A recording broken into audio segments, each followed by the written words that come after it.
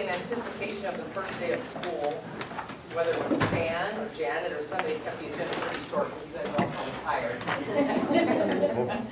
from getting ready and just acting out what had happened today.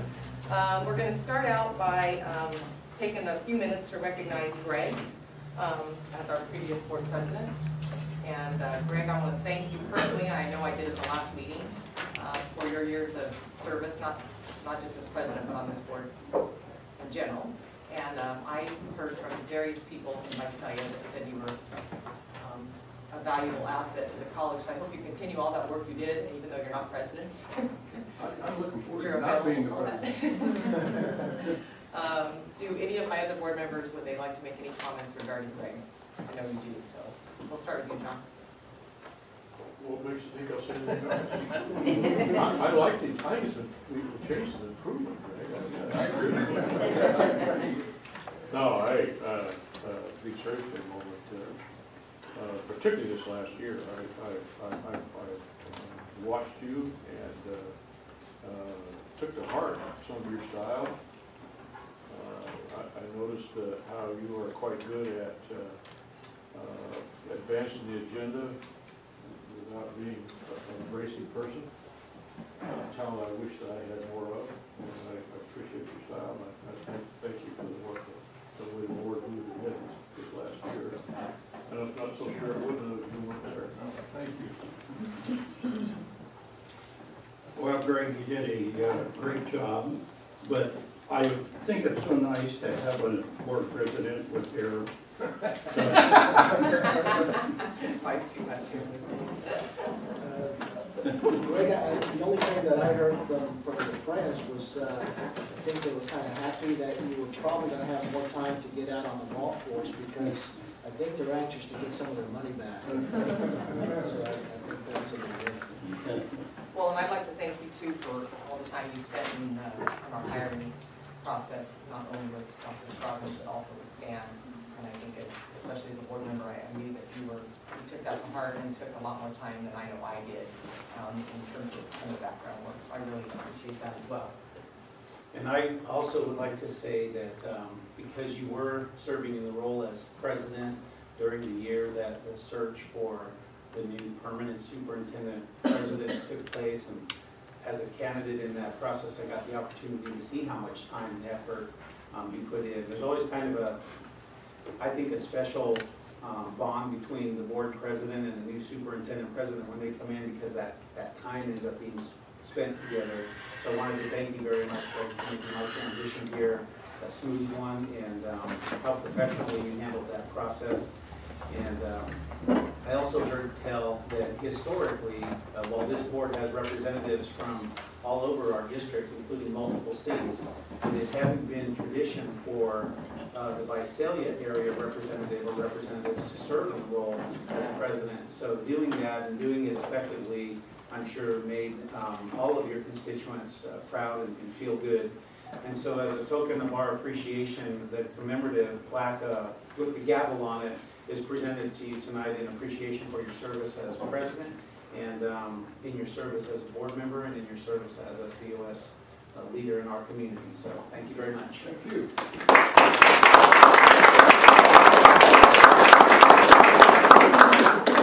Actually, I served the 3 years as president. I served with 3 different president superintendents too. Thank you. That was very nice. You could shift gears, Greg. That was a good trade of words, that's for sure. Thanks again, Greg. Do we have any public comments concerning items on the agenda? Any public comments concerning items not on the agenda? Come on, if you could state your name for the record, please.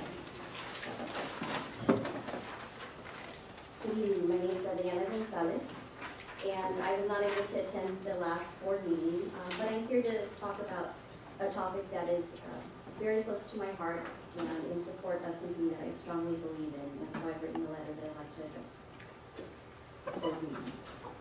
Dear COS President, Mr. Stan Carrizosa, and Board of Trustees, I am a citizen of this great community and proud graduate of College of the Sequoias, where I began my post-secondary educational journey prior to transferring to California State University, Fresno. I want to believe wholeheartedly that the COS district feels that, I'm quoting, community input and involvement is essential in maintaining and creating the programs that give students the skills they need to be successful in obtaining employment or transferring on to further their education, end quote, as shared by a board member that serves this educational institution. I do believe that you have the ability to, I'm quoting again, change people's lives and make them productive citizens of a democracy, as shared by another. I also understand that the weight of the economic recession has had a cumulative impact on all public education sectors that have led to some very difficult decisions, no doubt. As a community member, I value your service and believe that you are working hard to make the best possible decisions to protect this district and its solvency, which is why a recent decision to cut the Puente program by 50% came as a great shock. Why cut a program that has proven to be successful based on actual results? Furthermore, one that is highly supported by an overwhelming amount of members from this community. Many of us from the COS district service have dedicated countless hours of personal time and commitment, in addition to financial or in-kind contributions at various levels in support of the Puente program and its services. The students from our community and surrounding areas are the true benefactors of this program, and they will be the ones who suffer the greatest loss. I have written this letter, and I'm here today, to seek your support and level of commitment to the Puente program and the students that it serves. I am also confident that many of these same students will come back to this community to make great contributions for a better tomorrow. Only you have the authority to make the right and just decision, not the convenient one. I hope you will reconsider to fully fund and support the Puente program in the years to come. Most respectfully, thank you for your time.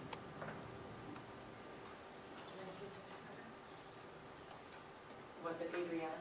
Yes. Thank you, Adriana. I appreciate your comments, and we did spend quite a bit of time at our last board meeting, and I know, speaking for myself as a board member, and I think my fellow board members would agree that our decision to cut Puente was not by any means convenient. As you stated in your letter, it was a difficult one, and it's one that comes after many other programs have also been cut. And as a board, we're going to work hard. We have a retreat coming up at the end of this month, and we'll be working hard in the next few months to prioritize programs such as Puente into a line of many issues that we want to prioritize in terms of when funding does come back, or if we can make changes in the budget, which things get implemented back in. And I'll let you know that Puente is high on that list. So we've had to cut lots of programs, but as a board, that one wasn't one that was not convenient whatsoever, and we will work hard to get it back where the community wants it, and we know the students need it first. Any other board members want to speak to that? One final comment is, we obviously, if we do value the program, we wouldn't have created it in the first place. Putting it in a little bit different perspective is that 4 years ago, we had nearly 11,000 students here. Currently, we have something north of 8,000. We've made cuts that resulted in 2,500 students not being able to go to school at all. In reducing the Puente program, that's a roughly equivalent of telling 30 or 40 students they can actually come instead. So the choice really comes down to if we choose to fund the Puente program at its original level, we need to tell 30 or 40 students they can't come here. And that's, I don't know, I don't pretend to know what's the best choice, but for me, that was why I made that choice. Okay.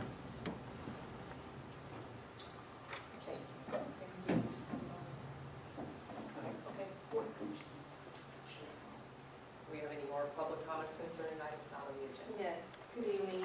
My name is Anna Limon, and I also have something to say about the current topic. And I have a letter that I'd like to read to you guys. Dear members of the board, my name is Anna Limon. I'm 33 years old. I'm a mother of 4 children, a productive member of my community, and I'm a Puentista, a veteran Puentista. I participated in the program in the 2001-2002 academic year. Currently, I'm a graduate student at CSU Fresno. I'm majoring in social work. And my daughter, Liliana, who is here, is also a member of the Puente Project. And I was very saddened by the news that the program might be cut. Because I would like other students to have the opportunities that I was granted when I participated in this program. When I began my education here at COS, I was the first female in my family to attend college. I faced many challenges. Writing papers, reading endless pages, and learning mathematical equations was very challenging. But it was more challenging to manage my personal responsibilities due to my culture and to adjust to the culture of academia. However, the skills that I learned in Puente helped me improve and overcome those challenges. I continue to take advantage of the rewards that I gained from the program, especially my writing skills. I have been able to be successful in my career, in graduate school, and in my personal life because of these skills. I owe my academic success to the Puente Project. I have a 4.0 GPA at Fresno State. I am in my last semester for my master's in social work. And these skills, I would not have gained them if I didn't have the Puente Project. And I'm going to stay away from my letter because I want to address what you said. I am aware that we all have to make cuts. I'm in social work. We deal with cuts every day. And I think what we need to focus is on the success. If you have a program like Puente, how many students are they going to be successful? And of the 30 students that you're going to add, are they going to have the skills and the resources to be successful and to make it to graduate school? Because I know personally that without Puente, I would not have made it to graduate school without the writing skills. My master's program was very impacted, and my personal statement that I wrote was what got me into graduate school. And the study skills that I gained in Puente helped me be a full-time mother, a full-time student, a full-time community member, and be able to have a 4.0 GPA. So I would really urge the board to reconsider continuing to fund this program because I would like other students to have the same opportunities. My brother and his wife were Puentistas also. My brother attended UCLA. My sister-in-law got her MBA from Bakersfield, CSU Bakersfield. And my cousin is attending here and participated in Puente last year. Now my daughter is here. So this program really does produce more than just the success that you see in numbers, but it's also in the narratives of those that attended the program and how it changed their lives. So I really urge you to consider and think about those narratives and about how it's changed the quality of life and the impact that we have in our community. Because I learned leadership skills in Puente, and I was empowered to work with youth. And I work with youth in probation and foster care, and I encourage them to pursue their education. So thank you for listening to me. Thank you. Do we have any other further public comments concerning items not on the agenda?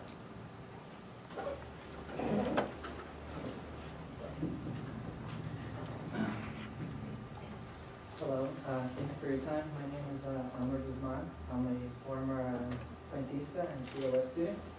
And I have currently I'm working in education myself. And I have a letter here that I've written, and also one from a former Puentista who couldn't make it here because currently she is working in New York City for ABC in journalism. To whom it may concern, I'm writing this letter to express my concern about the college's decision to eliminate funding to such a great and beneficial program like Puente. As a former participant, I know that this troubling decision will not only affect current COS students, but future and former students as well. When I first arrived at COS, I felt lost and alone since most of my friends from high school had decided not to seek a higher education. However, things changed rapidly during my second semester after one of my former English professors recommended me to the Puente program. Puente is not only a program that helps guide students to college, it's a family that one can go to when things in school and life become too much to bear. I cannot find enough words to express the type of passion, love, and patience Ms. Guadiana has for her students. It might have taken me more than the average student to graduate from CLS. However, part of the reason I was able to was due to Ms. Guadiana and the Puente program's help and support. One may ask themselves how cutting such a great program would negatively affect former students if they no longer attend CLS. As a person who had the opportunity to participate and be guided by such a great program, I know firsthand I am only the second person in my entire family to earn a bachelor's degree and was the first one to ever leave home and attend the university. While at the university, there were various problems that arose with certain classes that the university had not transferred that I knew met certain requirements. I did not know what to do until I remembered Ms. Guadiana's motto, once a Puentista, always a Puentista. I quickly called her to ask what I could do, and it was through her help that I was able to resolve the issue. There are many other occasions that I was able to go to my Puente family for advice, help, and support.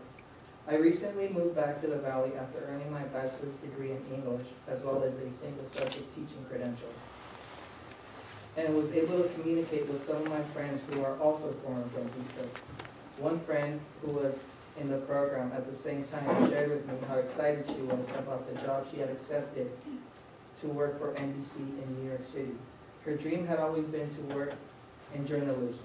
In addition, a friend who is now like a brother to me, whom I met through Puente, recently shared with me he is enjoying the opportunity of working with children in education.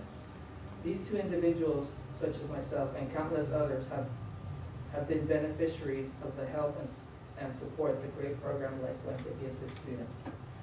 It would be such a tragic decision to eliminate such a productive program which gives to its students and the community in so many different ways. From the bottom of my heart, I truly hope that you will reconsider eliminating funding to this program. Thank you.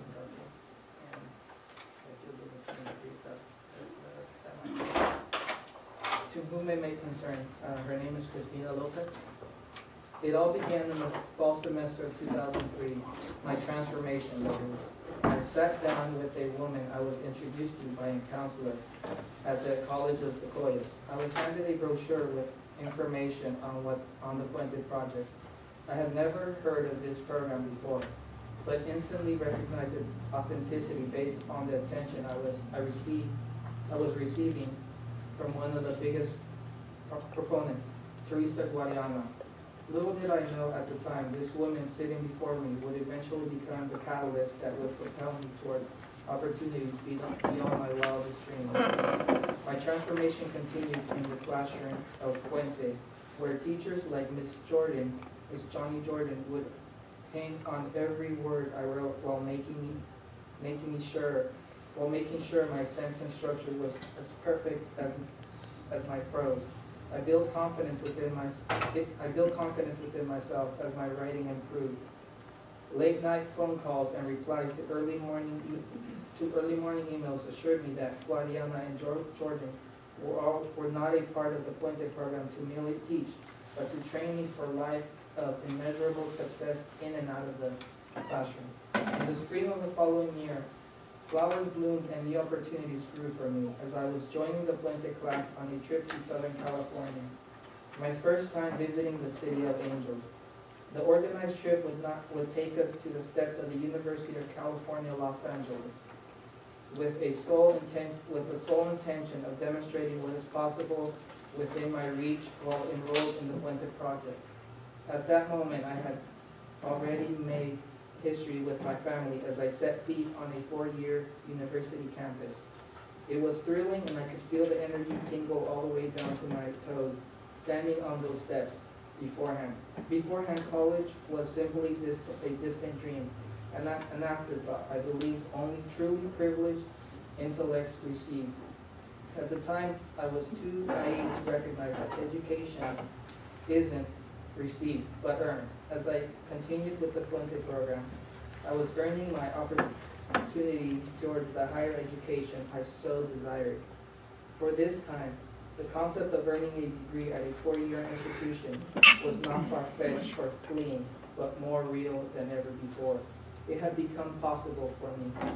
Fast forward to 2006 when I enrolled into Point Loma Nazarene University in sunny San Diego, a city I had only seen on maps and in postcards.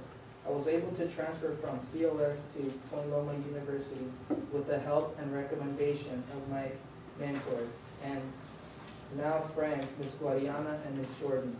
These were women who saw potential within me beyond the walls of the Puente Project and had recognized my thirst for higher education.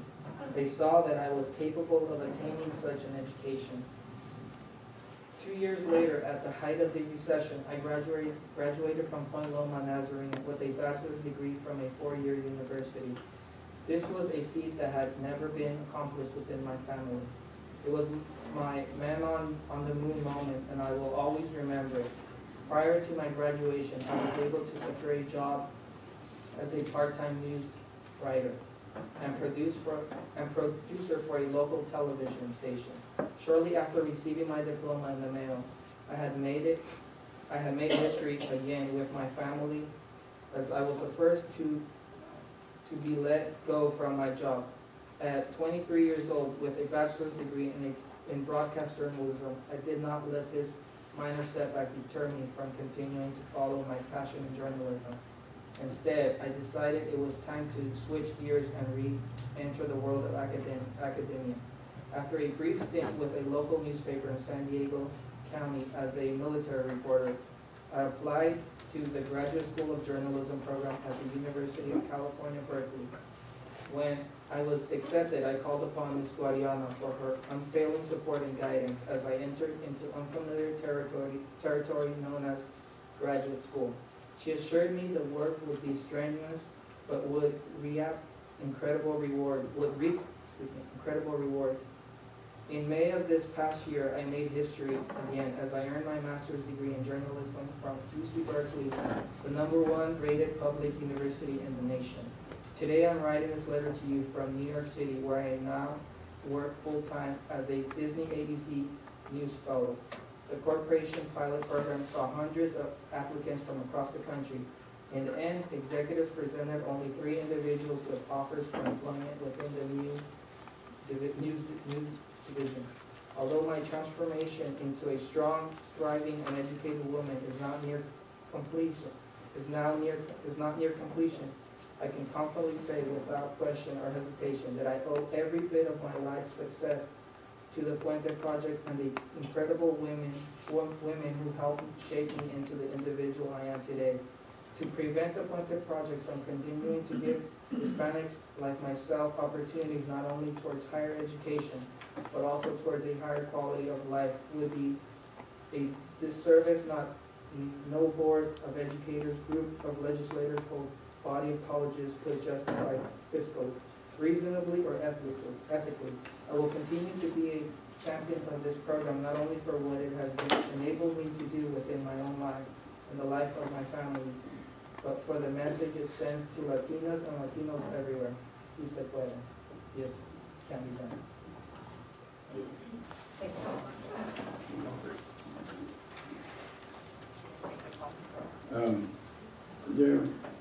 What I'm picking up here, there seems to be some misunderstanding that we cut the Puente program. We had to cut a portion of the Puente program. The Puente program is still in operation. You still have a counselor. You served 50 students. Now you're going to serve 25. Like all belt-tightening situations, maybe you need to serve 40 instead of 25. The mentor program is still in place. All of these things, the Puente program just didn't disappear because we felt that we could not fund it any longer. I realize that it's an excellent program and I am a firm supporter of it, but we have to look at 8,000 other students or 3,000 other students that we're no longer serving. And we need to ask some of our regular counselors how many students they serve. They serve hundreds of students per counselor, not 25. The program can still operate, and it's still operating. It is not operating at full capacity.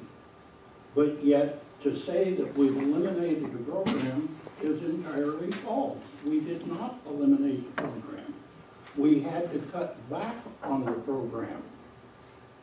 So, I don't know, I keep hearing this in the community, oh, you cut the buddy program. We had to cut a portion of it, but we did not eliminate the program. And if it can be restored in future days, we will be the first to do so, because it is an excellent program. And I think we get the fact that you guys are passionate about it. The program has made a world of difference in your life. I mean, we would love to be able to leave it at 50 if we could, but we just don't feel we have a choice, so. Yeah, but if it would have been at 25 when I was here, who's to say that I would have been one of those ones that left out and I would not be where I am today because of that. When did you go to school here? I came here from 2003 till about 2008. Yeah, because I don't think the 50 didn't happen until, what, 3 years ago? All I'm saying is, let's just say if I would have been a student now, I would be one of those ones. We understand that serving 50 students is clearly our preference as opposed to serving 25. I think the point that the board members are trying to make is because I've answered a couple of emails also, there is some feeling out there, maybe a misunderstanding that the Puente program has been eliminated. And that all we're saying is that's not true. The Puente program has been sized down to a 25 student cohort until we can restore it to the 50 student cohort. And we've operated at both levels in the past. So if there's any more public comment, I think we can take that, but we probably won't have a board debate about it at this point. Madam President, I haven't commented much on this before, but there's no question based on what I've heard here today and what I heard at the last board meeting that the Puente program is an excellent program, has an outstanding success ratio, and I wish that we could do what Puente does on an even broader scale across the board, so that everybody would have those kind of opportunities. And maybe those 3,000 students that maybe aren't coming because they maybe don't have the wherewithal to be successful, those students could be successful as well. So I get it. I understand it. It's very successful. It's just a situation of the campus as a whole, to me. Thank you. May I speak, Madam President? Yes. I wasn't really going to speak today, but as you can see from the last, again, I'm Teresa Guadiana, for anybody who doesn't know me, one of the coordinators of the program. And those comments that were been made by the board members, you said you wanted to clarify some errors. First off, I don't only serve 25 students. I serve hundreds of students per semester because it takes them more than one semester to be ready to transfer on. And the filling and the things that are happening on the campus today, and I'm not sure how much the board is aware, there is a chipping away of the Puente project. First you want the cohort, next the secretary will be gone. Okay, so that's going to eliminate many of the activities or things that we're able to do with having that extra help. And sticking to the letter of the law, that the MOU, the memo of understanding that comes through from the Puente State Office will still reduce our program from being the top program in the state. And my work ethic is to always do the best that I can do. And I have done my best to make College of the Sequoias and the Puente Project be recognized on a state and national level. So make no mistake that not only do I feel that, but members of the community, the mentors, the students, see the writing on the wall, and there is a chipping away at the Puente project. In fact, just recently, as this afternoon, President Carrizosa responded to the State Puente director and said, we will try not to eliminate Puente. To me, that implies that there is somewhere in the future a possibility of eliminating the program as a whole.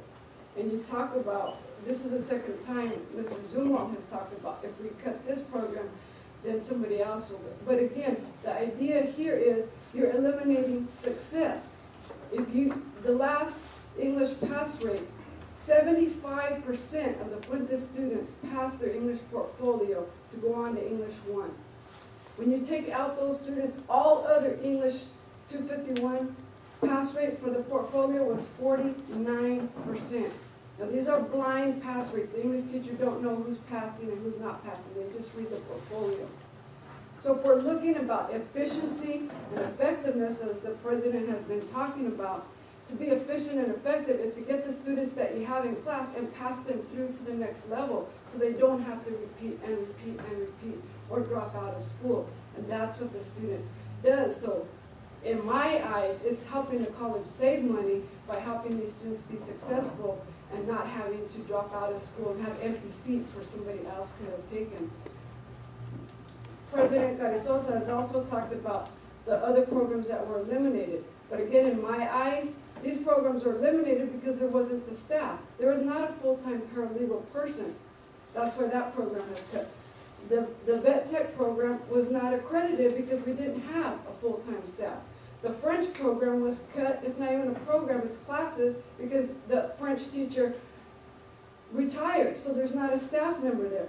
The honors program, I don't believe that program had the adequate staffing to fully get their programs up to the maximum capacity. They didn't have enough students in those classes, so that was probably an easier cut to make.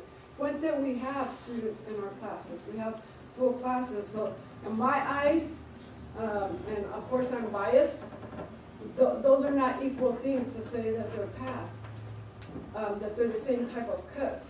So I think you're hearing these students, and there's many that, and I'll present these letters that weren't here. I mean, they're asking, what else can we do? I think their voice should be heard, whether you want to keep hearing it or not. These are members of the community, the students, the staff, the mentors that have a concern and an issue, and they're bringing it forward. And I have some other letters that I would like to give to the board from students who could not be here. I know President Carrizosa has gotten some emails, and he's responded to those. But these are still concerns that they have. So again, when you have your board retreat, President Carrizosa and Board President Cardosa, if you would take those things into consideration, not just the finances, but the programs that work and the success and the impact that it has on these students of Tulare County, where you actually make a difference in the lives and they come out and are leaders, and to look at, you know, if you're comparing this, are we really comparing apples and apples or apples and oranges with programs that don't even have staff that said they were cut when these are being cut? And I would like to submit these other letters that were either emailed to me or given to me. Well, I'll just submit all the letters. Some of them are here today. I don't know if they'll read them, and some of them aren't. Just for the record, you're welcome to come, and we encourage you to come and continue to talk to us. I think Vanessa is right, that all of our voices need and deserve to be heard. So never feel unwelcome before the board. It is difficult. I don't think, as we've said a number of times, nobody's really enjoying any of this. You know, it's a bit of a debate, I guess, a broader discussion about whether something is being cut because there's staff in place and you're going to reduce some staff, or whether something's being cut because there was a commitment by the staff for the program and you had to make a budget decision not to. So when you take a look at programs like veterinary tech and others, paralegal, for example, there was a natural loss of staffing, and then a decision had to be made at that point. There was a program, or there was a requirement for staffing to be purchased. And in the budget crisis, the decision not to purchase that staffing was a decision not to advance that program, to suspend its full implementation. So it was different. As Vanessa said, it was a different set of circumstances. but it wasn't really different in the sense that those programs would be operational. They were expecting to be operational, and because in the absence of any staffing, the board decided not to fill those programs, there was a decision at that point to reduce the scope of those programs. So I think it is difficult. There is success. I think it is an effective program. Efficiency is an interesting word because efficiency implies that we do it as cost effectively as possible. And I know we can talk about the numbers, but one of the things about a program like Puente is it does have a higher cost associated with it. This board, if dollars were not an objective, would staff the entire College of the Sequoias under a Puente model. And by the staffing and the counseling time and the small cohorts and the targeted scheduling and the mentoring program for every single student in this university. But it can't happen because it's too expensive. There's just not enough public money to be able to do that. So our philosophy, at least since the time that I've arrived here, the direction that was laid before me and that the board has carried on since I've been here, is to the extent possible, if we cannot fully eliminate programs, but either suspend them or reduce them and keep a portion in place, we position ourselves then to expand again as resources get better. So as the board members reiterated, there isn't an elimination of Puente, there is a reduction in the scope from 2 cohorts to 1. I personally can tell you right now publicly on the record, I have no intention of carrying out plans to eliminate, that it's the beginning of an erosion. I feel like it's been a good effort on our part to fight off, and this is what I said in my response to the folks at Berkeley. We've had to resist the discussions in budget meetings about the elimination of these extra kinds of support services altogether. So if there was ever an opportunity to have eliminated something like Puente, it would have happened in this worst recession in the history of California. And we didn't bring that recommendation forward. So I can't imagine a more difficult scenario ahead of us where we might do that. So I don't see that happening. In fact, what I see, especially with the governor's proposal for the January budget now, is it potentially is looking a little better. Maybe the opportunity to expand back is going to come sooner than we thought. And again, these things won't make any of our Puentistas feel any better. But it is the rationale, and it is a way of sharing with you that we understand. And you are always more than welcome to bring your passion before us and continue to remind us of the importance of the impact of this kind of a program on your lives, because that means a lot to us. And that's what makes the decision hard at this level as well. Well, and from a board's perspective, we all value the program tremendously. We want all of you to know that these aren't easy decisions by no means. And we really, I guess we've seen the numbers and we know how successful the program is. And at our retreat, we will be looking at numbers, and we hope to spend some time on student success. And we know we have to do a lot more with a lot less dollars these days, and it's important that we all continue the dialogue to make the best use of our dollars and our resources. So thank you. Yes. Since 2 of you addressed me directly, I haven't heard anything that would make me change my mind in the short term, but Ms. Lamone said something that picked up my attention. She talked about, did you compare the quality of the outcome of the Puente program versus the potential for success in other students? And in future considerations, I'll go back and revisit that issue. You make a good point. But in the short term, I don't think we're able to change your mind. Do you have any further public comments concerning items not on the agenda?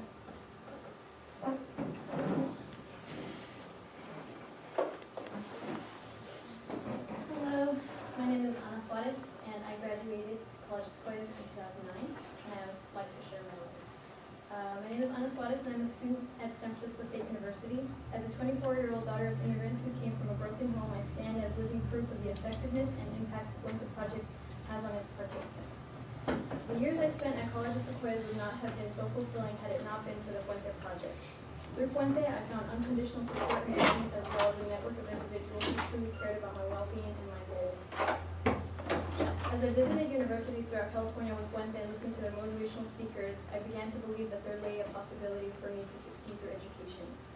These experiences helped me take school more seriously, and my Puente family at College of Sequoias was there to nurture my newly found motivation. The counselors and instructors of the Puente Project were always helpful, honest, and most of all, empowering. I feel truly blessed to be able to call them family. The Puente Project is more than a transfer readiness program. For many of us, it is the difference between surviving off a minimum wage and diving into the gold mine of our own mind. For many years, this program has been nurturing the scholars, educators, and leaders of tomorrow.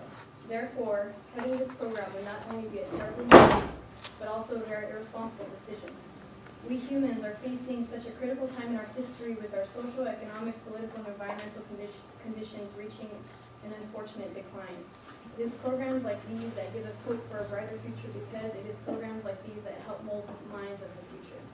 I please ask that you spare the life of the Puente Project for the sake of our community. It has had a positive impact on our students, and they're the ones who have the power to make a significant difference in the future. Thank you for your time. Any further public comments on the items on the agenda?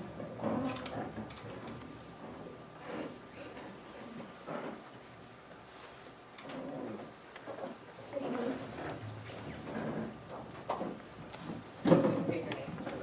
My name is Jessica Suarez. Dear Board, my name is Jessica Suarez. I am a graduate student in the Department of Chicano and Chicano Studies at California State University, Northridge. I did my undergraduate work at the University of California, Santa Barbara. I received my bachelor's degree in Chicano and Chicano Studies in 2011. My parents separated and were divorced while my sisters and I were in high school, which was a tragic turning point in our lives that has made it very difficult financially and emotionally. This became an obstacle in reaching our educational goals and advancing as scholars in our community, as we did not have the necessary tools to succeed until we joined the Puente Project. My twin sister, my younger sister, and I are daughters of immigrants, and my sisters are whom I have shared the same life struggles. My sisters and I were all part of the Puente Project at the College of the Sequoias, and we benefited greatly from it. The Puente Project was what equipped me with the important tools to be an effective student. It gave me the confidence and intellect to further my education and be admitted into the UC system. I will never forget the trips we made to visit the UC campuses and the effort our teachers put into making such amazing experiences.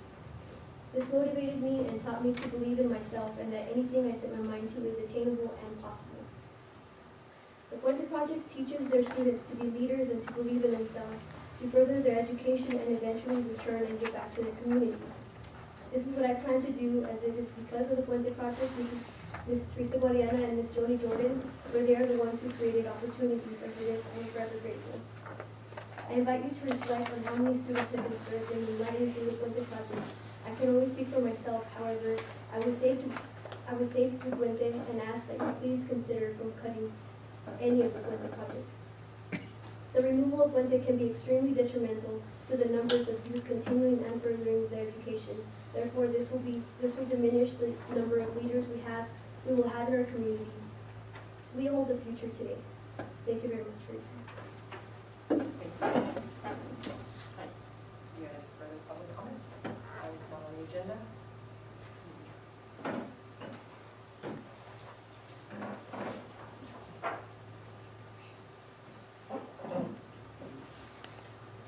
Hello, my name is Consuelo Maravilla, and I'm involved with the Puente program also. I'm on the outside as a mentor though.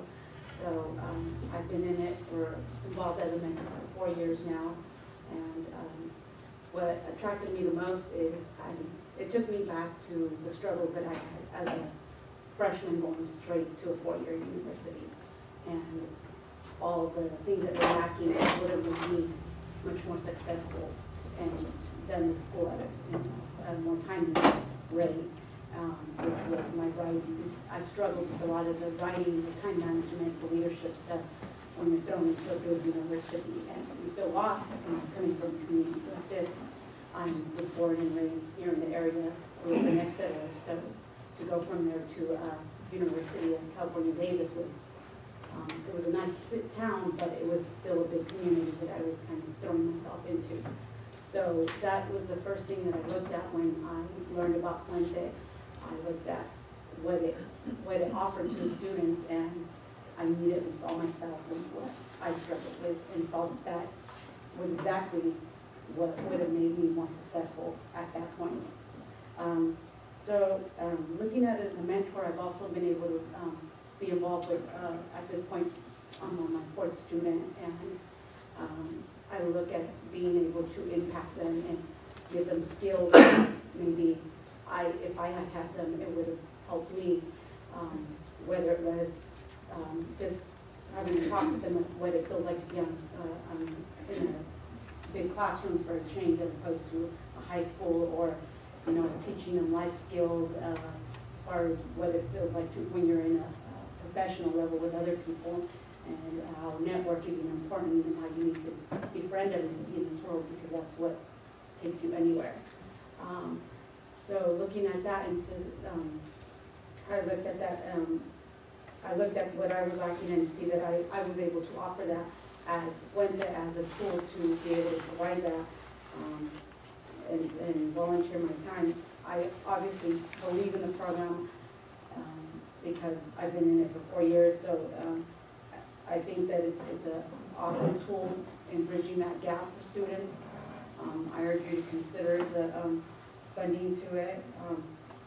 I believe in the program and the success of it, and I think that, like the other students said, the more that the funding slowly starts to chip away, so if it starts slowly and then we feel like it's going to eventually eliminate the program, then obviously we start to panic because we want to see things progress as opposed to get eliminated.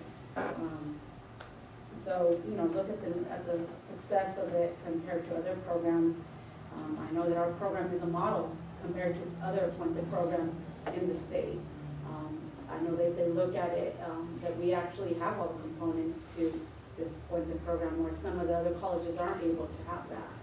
So I'm proud to say that I'm part of the COS one, even though I have a lot of colleagues that are in different, working at different universities. So it makes me proud to say that I'm involved specifically with the COS program, knowing that we actually are able to uphold the whole model and give, offer this to the students. So I urge you to consider funding the program in its entirety, as it could be crucial to, you know, the success of many students. Do we have any other comments concerning items not on the agenda? We move on to reports. And first we have the annual election of our student trustee report. No reports given this time. I just hope to have a good semester with you guys in the We just started today. Did you get all your classes? No, one of my classes was in Hanford, and I didn't realize it, so I had to drop it. But I've been up since 6 Okay. Therefore, no report. Do we have any board member reports? John? Yes, one is I went to the convocation from last Friday, and I personally got a lot out of it. I changed roles, spent all my time listening and none talking.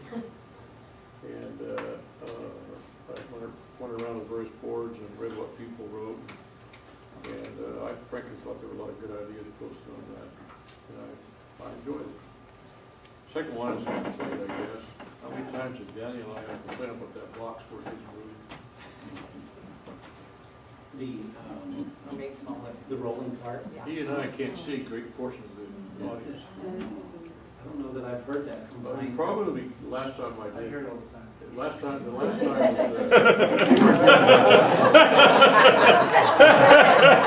This is my first time hearing it, right, John? Probably is. All right. Probably is. Did you hear what your student trustee said? Oh, I ignored him. But he's right. He actually encouraged me to help, he told the truth. Okay. Do we have any other further board member reports? I'd like to echo what John said. I also attended convocation, and I also spent time listening. I did a little probably more talking than John did, but I tried to raise my hand when it was time. Jennifer, I tried to help you out. That was tough. But I agree with John. I think there were some good ideas, and I'm curious to see how we can incorporate those into our board retreat, Jennifer, because I think there's going to be some good stuff there. I'd also just like to take a moment to briefly talk about Tulare opening and the ceremonies that were held there. The staff did a tremendous job in putting that together, and since Wednesday, because I live in Tulare, probably every place I've gone, from the local A&W to schools, the church, to a dinner that we went to on Saturday evening, I heard more than a few comments about how nice the opening ceremony was. And what I really enjoyed was to see a lot of, I'm not going to use the right term here, the older generation who has been waiting for this campus and hoping and waiting for 10, 15 years for the sale of the land. And it was just really fun to see so many different groups of people come together that day. So I didn't stop by there today. Ken did, and was it Tulare today to see that opening happen. And we're just excited to hear the numbers and how it all went today. I see Larry's not here, so we don't get a first-hand report. I was surprised to see how many cars were in the parking lot, and when I first saw the parking lot, I'm thinking, ooh, that's pretty big. First day, and a lot of cars there. And as I mentioned to somebody, first question I received from a student that was walking past me. Well, first question he asked me was which class I taught. And the second and most important question was, where could we get a good hamburger? So, things look to be going well. All my friends who have students at Mission Oak at the high school said, we've got to get there early. We heard the traffic's going to be horrible. So I don't know how the traffic went, but they were all prepared knowing today that COS was going to open, knowing it would take them longer and that light wasn't going yet. So I also took my kids back at like 3:30 when things had really settled down. There was hardly anybody left, and kind of let them run around a little bit without them getting away from me. And they really loved the farm animal complex and seeing all of that and saying, you know, they can't wait to be there, which is a few years away. And then they enjoyed watching the helicopters leave. We waited. You know, we were late picking up my other son because they couldn't wait to see those little helicopters leave. And we waited, 20 minutes, and they really enjoyed that. And I had one of my boys came home, my 10-year-old, and said, Mom, I was at school and I told somebody I went to COS and I'm going to go to COS when I get older. And they looked at me and said, you can't go to COS. It's just COS. You have to move away. You can live with your friends. If you stay at COS, you got to live with your parents. And his comments were, have you seen COS? So we have a 10-year-old out there, really advertising for COS right now. So. Well, Larry, one of the things we really need to work on is getting people informed of what the Tulare campus is. Too many people I talk to say, oh, you just moved your ag program over there, didn't you? And I said, no, have you been by there? No. I said, well, go out there, and as you're driving along, you'll see these big tall buildings. It's not an Indian casino, it's COS. Well, you know, Earl, I think I was standing in line yesterday waiting to pick up some food, and I had someone behind me that I didn't even know, and I overheard her talking to somebody about Tulare COS, and she said that her daughter got all of her classes there and didn't need to come to Visalia at all, and that she had gotten her general ed classes, and then the other person said, really? And then pretty soon there were 3 people. So I think after today, that's going to take off on its own. Yeah. It will. The other thing I have on my list, quickly, I would just like to ask my fellow board members, we have a retreat coming up, and I've met with Stan on some of the items that we feel are important and trying to prioritize. We will be spending some time talking about our accreditation report. We're going to be talking, obviously, about budget. We'll be talking, but I'd like to spend some time on program review and our student success. Is there anything else that the board would like to put on that list so that staff can prepare for us at the end of this month? What about the Child Development Center? Can we talk about the Tulare bonds maybe a little bit Yeah, slower? I'll finish paying for the campus. And obviously, we were talking about point program too, I'm sure. There'll be a lot of things rolled up in the context of budget. Well, one of the kind of like the citizens of Hanford made a major investment in a facility over there in Hanford. The idea of teaching missile technology there. And we haven't delivered our end of the bargain. The city rents it to us for $1 a year. And I know some of the equipment out there in Tulare. I want to talk a bit about keeping the faith of the city of Hanford in that building, and what our plans in the future will be to utilize it as we should, as we said we would. Well, I thought a little bit about conversation like that. Those opportunities might present The themselves. world's different than it was at the time, but that doesn't mean that we should just walk away. Stan, really quickly, John, I work with Kristen and Larry right now, and the plan is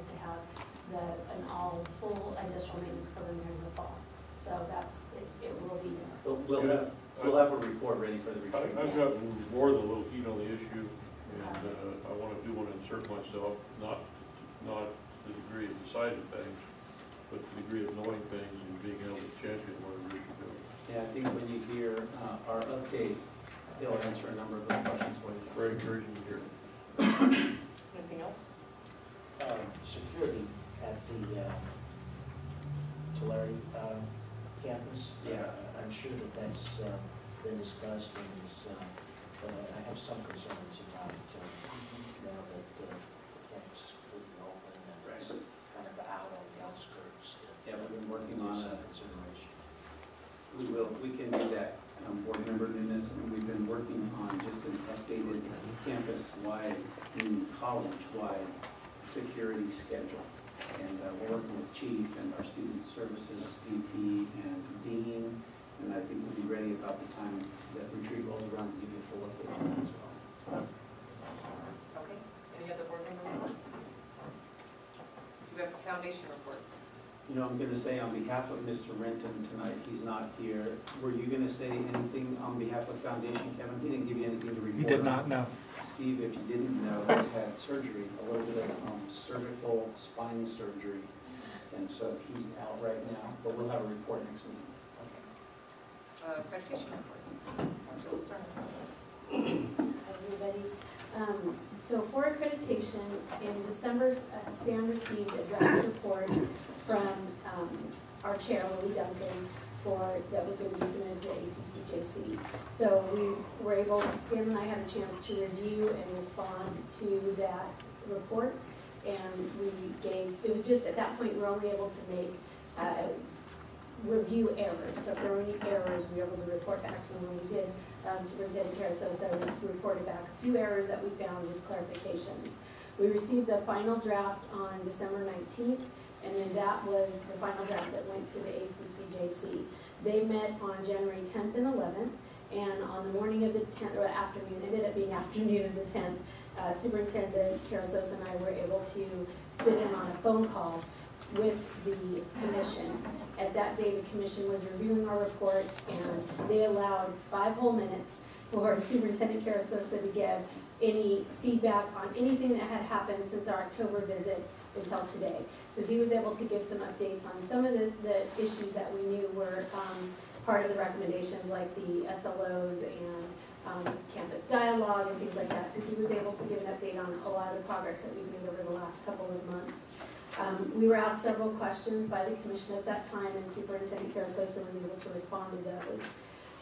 It should be, we expect in the next, hopefully 2 to 3 weeks, we'll hear something back from them as to the status of our report and what the findings were.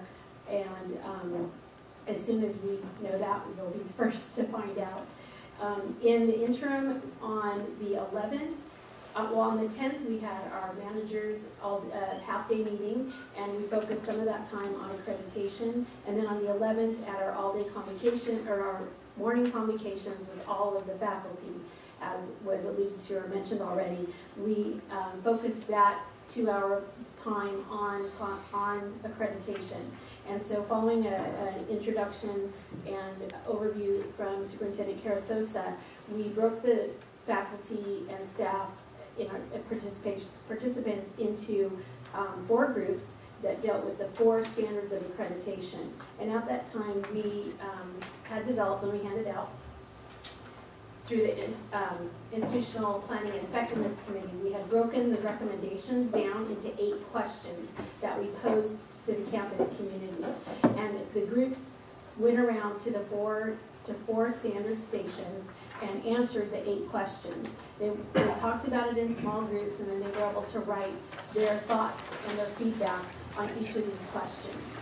So it actually, as Mr. Zimwalt and Ms. Cardozo mentioned, it was really effective. We felt there was a lot of dialogue that went on. A lot of people were able to discuss this. We have taken all of those notes, and we have 4 staff members compiling them, typing them up for us. So they'll be ready for the Institutional Planning and Effectiveness Committee on the 24th, and for the board retreat on the 25th, we'll be able to show you an initial draft of those recommendations back from the faculty and staff. Our plan is to take those recommendations and incorporate them into any follow-up reports that we're going to have to the ACCJC, and also to keep it in a continual flow of what we are working on for accreditation. Any questions? We still have work to do. Lots of them. It's a constant process. Thank you. Okay, just to repeat a couple of things quickly, the board retreat is set for Friday, January 25th, and Saturday, half-day, January 26th. We'll be in Hanford, and we'll have more details to follow, but we know you all have that time blocked on your calendar. We've been doing some pre-planning for the structure of that agenda. We can incorporate the topics that you've shared with us this evening, as well as anything else that you might think of. Please don't hesitate to email. We're trying to create kind of a common connection between what we did with our management council retreat this past Thursday, last week, leading into the convocation, as Jennifer mentioned. We built some themes around accreditation, but in addition to that, with all of the managers who were there last Thursday, we kind of did a mid-year checkup of where we are on the things that we all sat down together and discussed when I was a new president back in the fall, and followed up on some of the progress reports of things that we had set out to do this first semester and where we are. And we've also adopted some literature and some research that we're going to look at together to kind of calibrate ourselves as managers and build some common goals for our institutional leadership. We think that's going to work nicely in combination with taking the sources of information that we have to work with, accreditation, the new legislation in the Student Success Act, our master plan, which is a 10-year document, our strategic plan, which is a 5-year document, and start to distill those into some practical actions that we believe we can measure and try to help manage ourselves as we respond to our accreditation. So all of that woven together with convocation, I think, went very well. And also the Tulare ribbon cutting, which was a big part of this spring semester, and getting ready to kick off the new year. I was there this morning at the start of 8 o'clock classes, and we had, as Board Member Nunes mentioned, a full parking lot and several classrooms of students full. Want to commend the office staff for their ability to be patient and take the questions and the comments, and there was a nice steady stream of business, but nothing that overwhelmed anybody, which I thought was very nice. And then we took a break at noon, midday today, the vice presidents and myself, and we went over there right after lunch as well, and wanted to take a look at what the afternoon sessions look like. Tomorrow will be the first Tuesday in the rotation, so we're excited to see how that goes. Provost Dudo is not here tonight because there are classes tonight, and he's on campus until after 7 o'clock, making sure that all of that stuff gets rolling and ready to go for this evening. So from the ribbon cutting to the actual first day of classes, everything seems to have gone very nicely so far. Working out lots of little bugs. I suppose if you had technology staff in here and some of the clerical staff and student services staff, they'd have a list of the things that they were trying to answer today. But overall, there weren't any distress signals that came out, SOS flares going up or anything like that, so that was good. And then last but not least, I think you're all aware that the governor has proposed his January budget for the state of California. We have lots of information coming at us pretty quickly now. We gave you one handout this evening, and you know the website that we use for Community College League of California. We encourage you to continue to frequent that. Regular budget updates are coming out. We had an opportunity to sit in a webinar today and hear a little bit about that. The gist, the headlines are that there's going to be support for public education, and I think the governor's made that clear in the first proposal of the budget. But as you'll see tonight when Brent reviews the final reading of the solvency plan, there's a fair amount of caution in our optimism, and I think we've got to go slowly and pace ourselves. But we'll have regular updates for you now on the state budget, and we'll be posting that information regularly via COSE News for our faculty, and we'll have regular information available for our community on our website. But the state budget process has begun in a post-Proposition 30 environment, and we'll see how that looks for public schools and for community colleges in particular.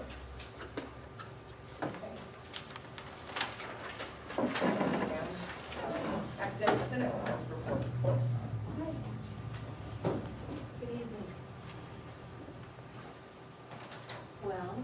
to be spending a lot of quality time together in 2 weeks at the board retreat. And I just wanted to let you know what I'd be bringing. The ARC scorecard is almost finished. You should be seeing it in March with all of our numbers inputted. This scorecard will reflect what the state legislature wants us to consider as student success. The requirement is that you all see it and that it be reported in some way to the community. And I think that is going to be probably something we can focus on at the board retreat. The other thing that I would like to talk about are what I'm calling sponsored classes. If you remember my comments from the last board meeting, I had some issues with the consent items that were the MOUs with Corcoran and also Tulare.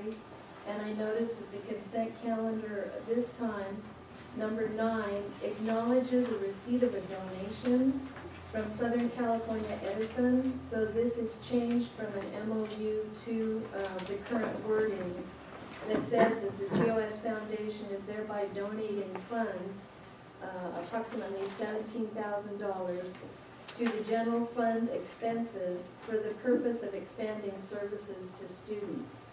At the prior board meeting, it said that they were for funding classes. I did have a problem with that because we need to watch what's apportioned and non-apportioned. If we accept outside monies, we have to be very careful about that.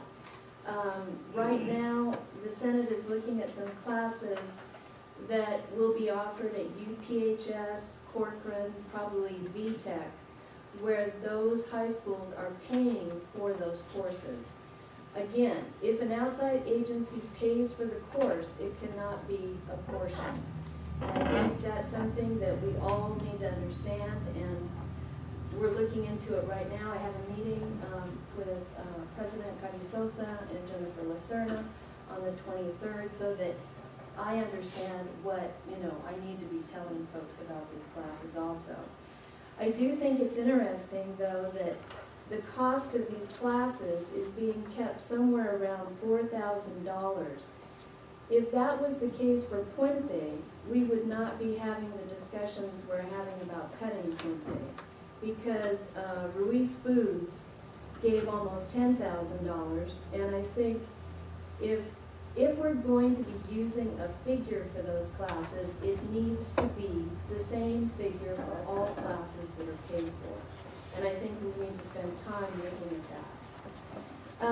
I'd just like to say thank you to our VP, Brent. Are you here, Brent? Yes. You were magnificent at the Senate meeting when you talked about food services, and we already have a expert food critic back in the back who tried out the new cafe, and looks like things are going well. He gave a wonderful report, and if you would like to know anything about it, please read the campus news. They did a great job on the whole thing. I think I only have one more thing to say, and that is I need to read into the record something that you received from me quite a while ago, and I apologize for the font. It's so small, I'm going to have to just, stay on it. This is College of the Sequoias Academic Senate Resolution 11/12-3, the resolution for usage of the Tulare campus laboratory facilities. I sent this to you, you got it in your email. Since then, one of the principal authors of this resolution, Frank Tebow, has had discussions with President Carrizosa. President Carrizosa has had discussions with the Tulare schools. We feel like we're in a good place right now, but when this came out in October, there were questions that we needed answered. We feel like they're answered, but I do need to read it into the record, just so that, it's there. Okay? Bear with me. Whereas the College of the Sequoias Academic Senate and the Agriculture Division believe in and continue to support the mission of the College of the Sequoias District. And whereas the College of the Sequoias Academic Senate and the Agriculture Division are committed to maintaining academic excellence in all lecture and laboratory lessons. And whereas the College of the Sequoias Academic Senate and the Agriculture Division are committed to ensuring the successful completion of all course and program outcomes. And whereas these two entities are committed to complying with all state educational mandates as prescribed within the parameters of the collectively bargained master agreement memoranda of understanding and side letters, resolved that lecture and teaching laboratory facilities designated to serve COS program goals, COS agriculture curriculum, career and industry needs, and COS course objectives should be used principally for COS instructor-designed laboratory practices. Resolved that instruction in all lecture and teaching laboratory facilities shall follow established COS course outlines. Resolved that management, operation, laboratory technician, and maintenance practices shall be supervised and designed by the assigned COS instructor to ensure safe and successful lecture/laboratory instruction. Resolved that students shall have access to designated facilities only when enrolled in COS classes and under supervision of the assigned instructor/laboratory technician during scheduled lab hours. Resolved that the supervision of the management practices and maintenance of the facility/learning site shall be the responsibility of the assigned COS instructor, with assistance from the laboratory technician to address liability concerns. Resolved that maintenance of all the instructional facilities shall follow COS maintenance policies and procedures to address liability concerns. And resolved that all students are subject to the COS Student Code of Conduct and Board Policy. And finally, resolved, there's never be this many resolves, by the way, that the collectively bargained master agreement, memoranda of understanding, side letters, as well as any negotiated and agreed to policies, procedures, and conditions shall be followed in achieving the mission of the college district. Frank Tebow, who was one of the principal authors of this, could not be with us, but if you have questions, may I suggest that you email him? I can answer some questions here for you now, but a lot of this was laid out because we think that there may be issues with the high school's proximity, the high school's use, the way things need to be designed and followed as far as procedures that relate to being on campus after instructors are gone, because again, a lot of this is agriculture related, and so you have animal pens, etc. So we're just, I guess, looking to make sure that everything is lined out correctly. If I could add, there was a couple different meetings. This was the topic of discussion among the academic senate, and I think Michelle is correct in saying, you know, what's at the heart of it, I think, is concern on the part of the College of the Sequoias agriculture staff that the district use caution and due diligence in entering into any joint use agreements or program partnership agreements that they would with either Tulare Joint Union High School District or any high school really for that matter. We serve lots of high schools in the College of the Sequoias. What I was able to do by attending the academic senate meetings, because there was a good discussion, and in fact among the senate themselves, some faculty members asked if the senate had any kind of binding authority to control these issues. And I was able to clarify for them that the senate really isn't the body that has facility control.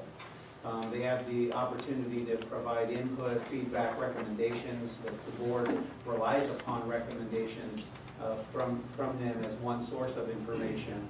But what I shared with them is that we already also have a board approved and board enacted MOU, Memorandum of Understanding and Agreement with the Tulare Joint Union High School District that preceded all of this, even the construction. And so I think those faculty senate members then were able to say, okay, we're comfortable if you're wanting to put forth your thoughts and your concerns as a senate, that the college program be the primary program for operation and kind of the first order of priority for facilities and how the programs are designed. And that's consistent with even what's in our MOU with Tulare Joint Union High School District as it exists. But what I was able to clarify for them is we're already under board direction to enter into some sort of a shared joint use, joint program development agreement with Tulare Joint Union High School. I don't know that that's the most exciting thing for all of our ag faculty at this time, but I think they do understand that there's a commitment that we've made there, and there's a lot of work that needs to go into setting up how that's done and what that looks like. Now, granted, we're a couple years away from that kind of implementation even being able to begin, but this, at the time it ended up being shared and then adopted at the academic senate level, was, and I say this with all due respect, was more symbolic than anything else, because they recognize they don't have authority in these areas, but they did want you to know how they felt. Is that fair? It is fair. Thank you. Well, I'm going to try to keep it brief, because I don't want to say anything out of context here, but I think, and I'll have my fellow board members chime in a little bit. When I read this, I don't see this as following what we've already had in place. It seems to me to be making a statement on this is ours, and we have to, as teachers, this is going to be only ours. And I guess speaking from experience just being out there, I know in a couple of weeks we've already got a community event out there, and I know that there are going to be high school students out there working with animals, and there are going to be hundreds of people there on a Saturday for a sale to see our campus. There are going to be students from all over the state there. They're going to get to see what we have there.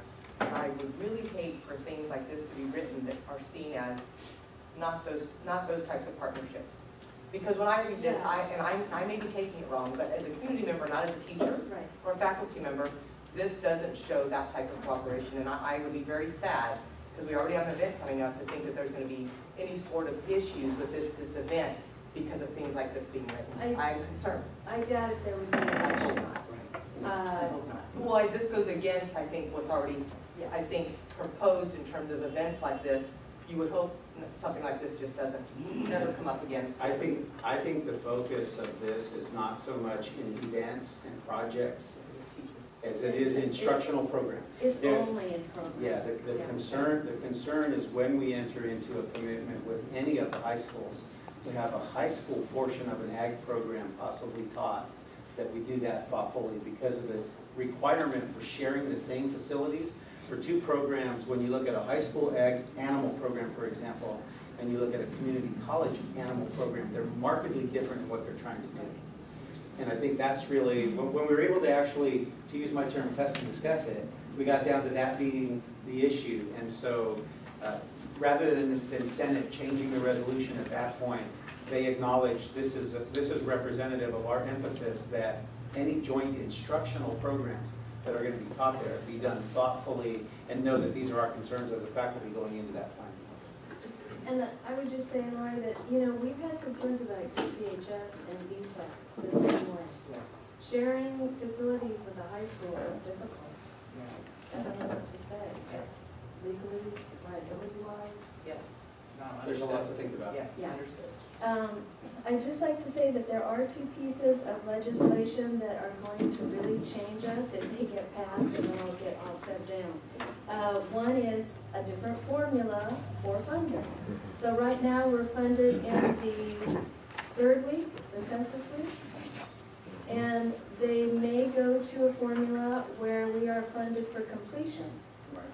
If we are funded for completion, we want to have 500 point-aid programs, because right now, we don't have good completion except in the point-aid program. The other issue that's going to be, and that's going to be a huge fight, that's going to be a huge fight in Sacramento, because it changes us from principally an access community college to success. And I know that that's part of the student success task force, but I mean, that's really putting it squarely out there. The other thing is, students will have to pay for any cost of education after 90 units. So 90 units, once you hit that, then you're gonna have to pay. I don't know what will figure the cost per unit, but I'm sure the state will tell us if it's $200 per unit or whatever.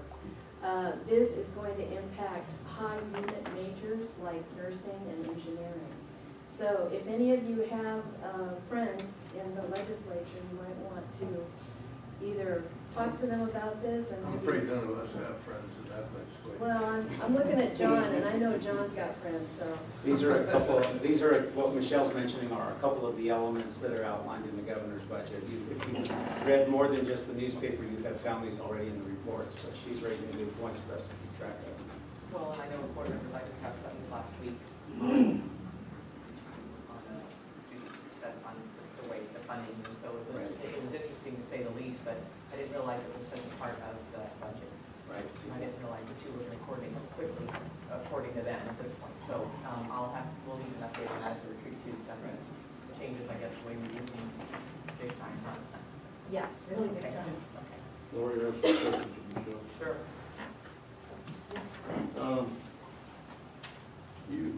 Early on in your presentation, you talked about two things I didn't understand very well. I'd like you to elaborate a little bit.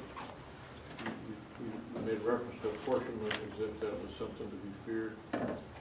You also made reference to the cost for classes, and you apparently didn't like the way it's being done. Would you elaborate a little bit so I can understand what your Yeah. goals are? Right now, it was those two MOUs that came out last time that really caused all of this kind of to come up to the surface. But if you have outside agencies paying for classes, you're not using the general fund, you cannot claim those classes for apportionment because it would be like double dipping. You're talking about the FTES, is that? Yes, Okay. yes. Yeah. Sorry, yeah. Okay. And, Well, and aren't there colleges getting in trouble for that right now? yes. I suppose there are, but what Michelle's referring to are the kinds of classes where agencies or outside entities pay us the cost associated with offering the class, and then we make it available to them, but we don't collect a portion of So it. you're warning us not to double dip, is that what you're doing? I am. I hear you. But the other thing I'm going to get into later is the fact that we have a priority registration policy that says high school students do not go first, because this is part of Ed Code. High school students go last. But if a high school pays for a course, then we are going to enroll their students as non-apportioned students, and they're going to be first. And that is the Senate's issue. Some other people have other issues, but that is a Senate issue. Would your efforts be to make it not happen, or find a way to make it happen? We need to talk about it. That's what we're gonna talk about on the 23rd. You don't have an opinion? Personally, I think we're trying to get around the priority registration model that we've designed and that the state has told us we have to use. And I'm a little concerned that if the chancellor's office found out that we were putting high school students first, even though we said, oh, but they're not apportioned, I think that could be an issue. And we've taken a look at this. We do have a legal advisory on it, and we'll be sharing that. There is, Michelle points out a good kind of juxtaposition, and that is that there needs to be priority enrollment, but there are also avenues for, if the course is sponsored by an outside agency, for them to tailor the class to be offered to their students. So if one doesn't really have to affect the other. Trying to contract the other. Yeah, and one doesn't really have to affect the other, but Senate wants to make sure they understand it and that we don't abuse it, and I think that is fair. Fair enough. And then you talked about, I didn't understand where you come from, this cost of class thing. Okay, so right now, Jennifer, how much are we gonna charge UPHS for that class? The MOU just came today, it's somewhere around 4,000. We can charge the cost of the instructor plus any overhead. Prorated share of custodial utilities, there's a formula for that. And what she's wanting to make sure, John, is that that's an accurate formula. Because it could look pretty easy if I was an outside agency. Well, that's not what you said. You talked about something listed with uniform too. Because for reassigned time that is commonly known as release time, we have a different formula for what that costs. And so, how many formulas are we gonna have for the real cost of instruction? That's my question. The difference is in an adjunct instructor, which all of those classes would be taught by adjunct instructors versus a full-time faculty member on an overload or a full-time faculty member. Well, you'll get together, figure out how to make it work. Don't worry, we will. What class are you talking about? There's, we have 5, well, we have, okay, the classes that we're talking about this semester, there's 2 with the Visalia Technical Educational High School. We have 2 with them. We have 3 at Corcoran. We had to cancel the classes at Corcoran because of our budget situation. Almost all of our classes at high schools have been cut. And Corcoran asked if we could pay for it for the spring, could you continue to teach those classes for the spring? If they could pay for it. If they could pay for it, if Corcoran could pay for it, could we continue to teach them? And Superintendent Carazosa and their Superintendent Rich Merlo have been in discussions about how we can continue to work with Corcoran, but we agreed to do that for the spring while we're working out the agreements long-term with them. The third one was UPHS. They asked the same thing because they, actually I offered it to them because they couldn't get any of their students because of the enrollment into classes. And I said, well, this is what we're doing with Corcoran, this is what we're doing with VTech, and so they've asked, and actually with them, well, the benefit we have with the UPHS classes, they said, okay, if our students don't fill it, we'll open it to other COS students. So they, we just opened that class on Monday, we had 11 UPHS students, and we had 14 general COS students who wouldn't have had an English class if UPHS hadn't paid for that class. Now, we can't count apportionment, so there's an easy fix in MIS system that we put an O in, and then the apportionment is not counted. I just hope you're supportive of offering things to both corporate and board. I think if we offer them at Corcoran, we have to offer them to every high school that comes to ask They'll pay us. for it, no problem. Well, that's what I want to make sure is legal, because this is almost similar to what happened at Santa Monica, where they were asking the student to pay for it. And that, I think you're wise to warn us, but I also detect that you don't like it. you know, I'm trying to work within the system right now. But I feel like I need expertise from an outside agency. So we'll work together and see what we can do. So you have to supply the teachers, is that what you're saying? Yes. It goes by seniority, by the contract.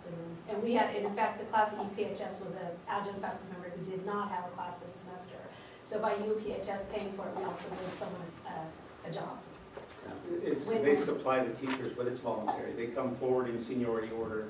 It's just another option we make available to staff and students. But there's another issue here too, is we can't help Corcoran out. Why wouldn't we then just release them so they can go to West Hills? We can help them. Actually, that remark was Thank you, named to Michelle. you, was aimed at Michelle. She heard me. She gave me a dirty look. No, I didn't. I'm gonna stay on that one. Thank you, Michelle. Yes. Costa, did you get Ed send his report, is He that right? did. He wasn't able to be here tonight because he has a night class, I guess, this semester. But he did want to just wish us all a happy new year, welcome back, and he's hopeful that we can work together this spring. Those were his comments. That's the best report I've ever given. I'm gonna let him know. Steve, is your report about the same? You can just stay there, it's not short.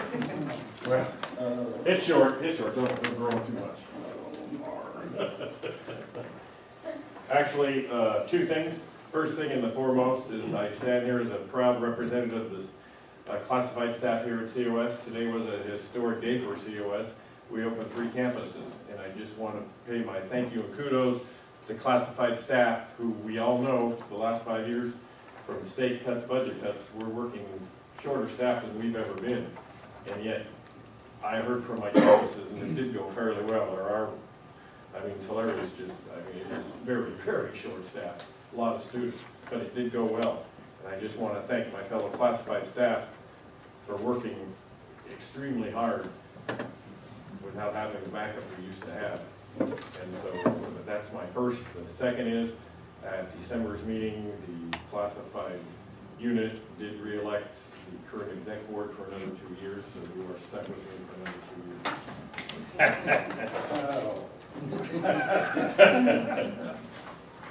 Thank you, Steve. And I believe Costa has no report, is that correct? Right, on behalf of Don Little, he emailed us that he wasn't able to be here tonight, so he'll have a report next time. Okay. General obligation bonds, I believe this is just an announcement of our next scheduled meeting, right? For Measure I, March 5th, and for Measure J on February 25th. Information items, administrative procedures. Okay. Good evening. I have a couple of administrative procedures and a board policy for your review this evening. The first one is 5130, financial aid services. And this is a revision to this policy that will comply with the U.S. Department of Education regulations on integrity of federal student financial aid programs. And it addresses concerns regarding misrepresentation of services and programs to students. With all of these, we're taking the opportunity to clean up some language and say you see the strike-throughs on your copies. And on page 2, probably about 3/4 of the way down, really stressing the importance for students to understand the regulations and what they must do to receive financial aid. And so we begin outlining very clearly what is required. On page 3, that, in addition to meeting the income eligibility requirements, you're also seeing some other requirements as well, like taking the placement test, be enrolled in an eligible program for completing an associate degree. You need to have a minimum of 16 units. All students must have a student education plan on record. So again, you're really seeing a lot of specificity that's being required to be eligible for financial aid. On page 4, in that bold section, middle section there, you see actually the misrepresentation clause. Again, you don't want to deceive or confuse our students, but want to have everything very, very clear on the expectations. Do they have to, in order to retain their financial aid, how long do they have to be in that class? They have to complete class? Students have to maintain a 2.0 GPA, and they must show that they are progressing satisfactorily. So they have to stay enrolled? Basically, yeah. Has any of these things created more work on our behalf here at the college?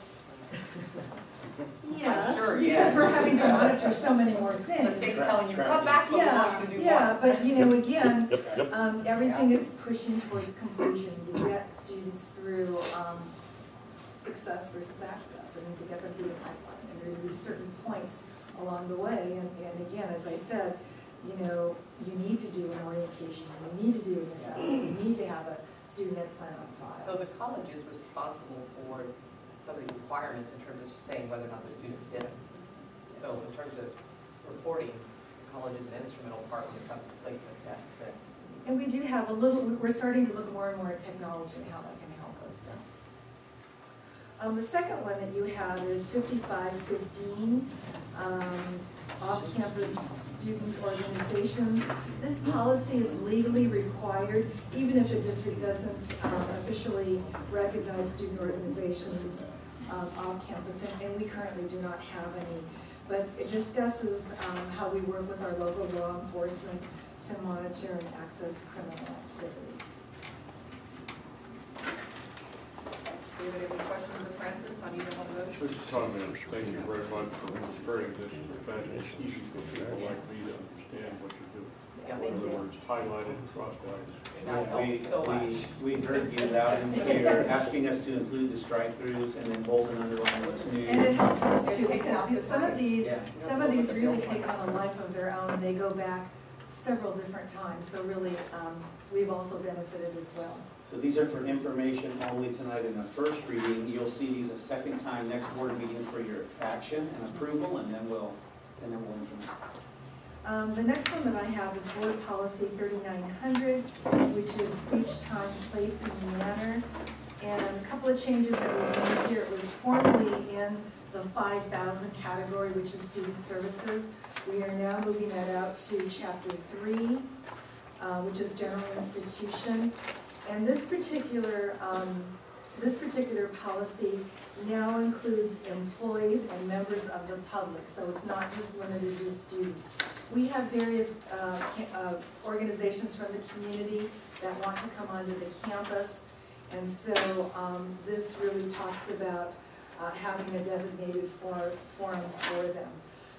At the next board meeting, I will be bringing to you the administrative procedure that will talk very specifically about those designated areas at all of our campuses that have been designated for free speech.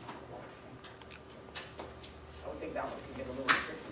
It can get a little tricky. Right. Okay, any questions of Francis on board policy 3900? Okay, thank you. Moving on to the consent calendar. All items listed on the consent calendar are considered routine and will be enacted by one motion. An item may be removed from the consent calendar to be accepted by a board member or a person not considered as a separate agenda item. I'd like number 9 removed. I'd like to get clarification as to what she was talking about, Michelle was talking about earlier. Sure.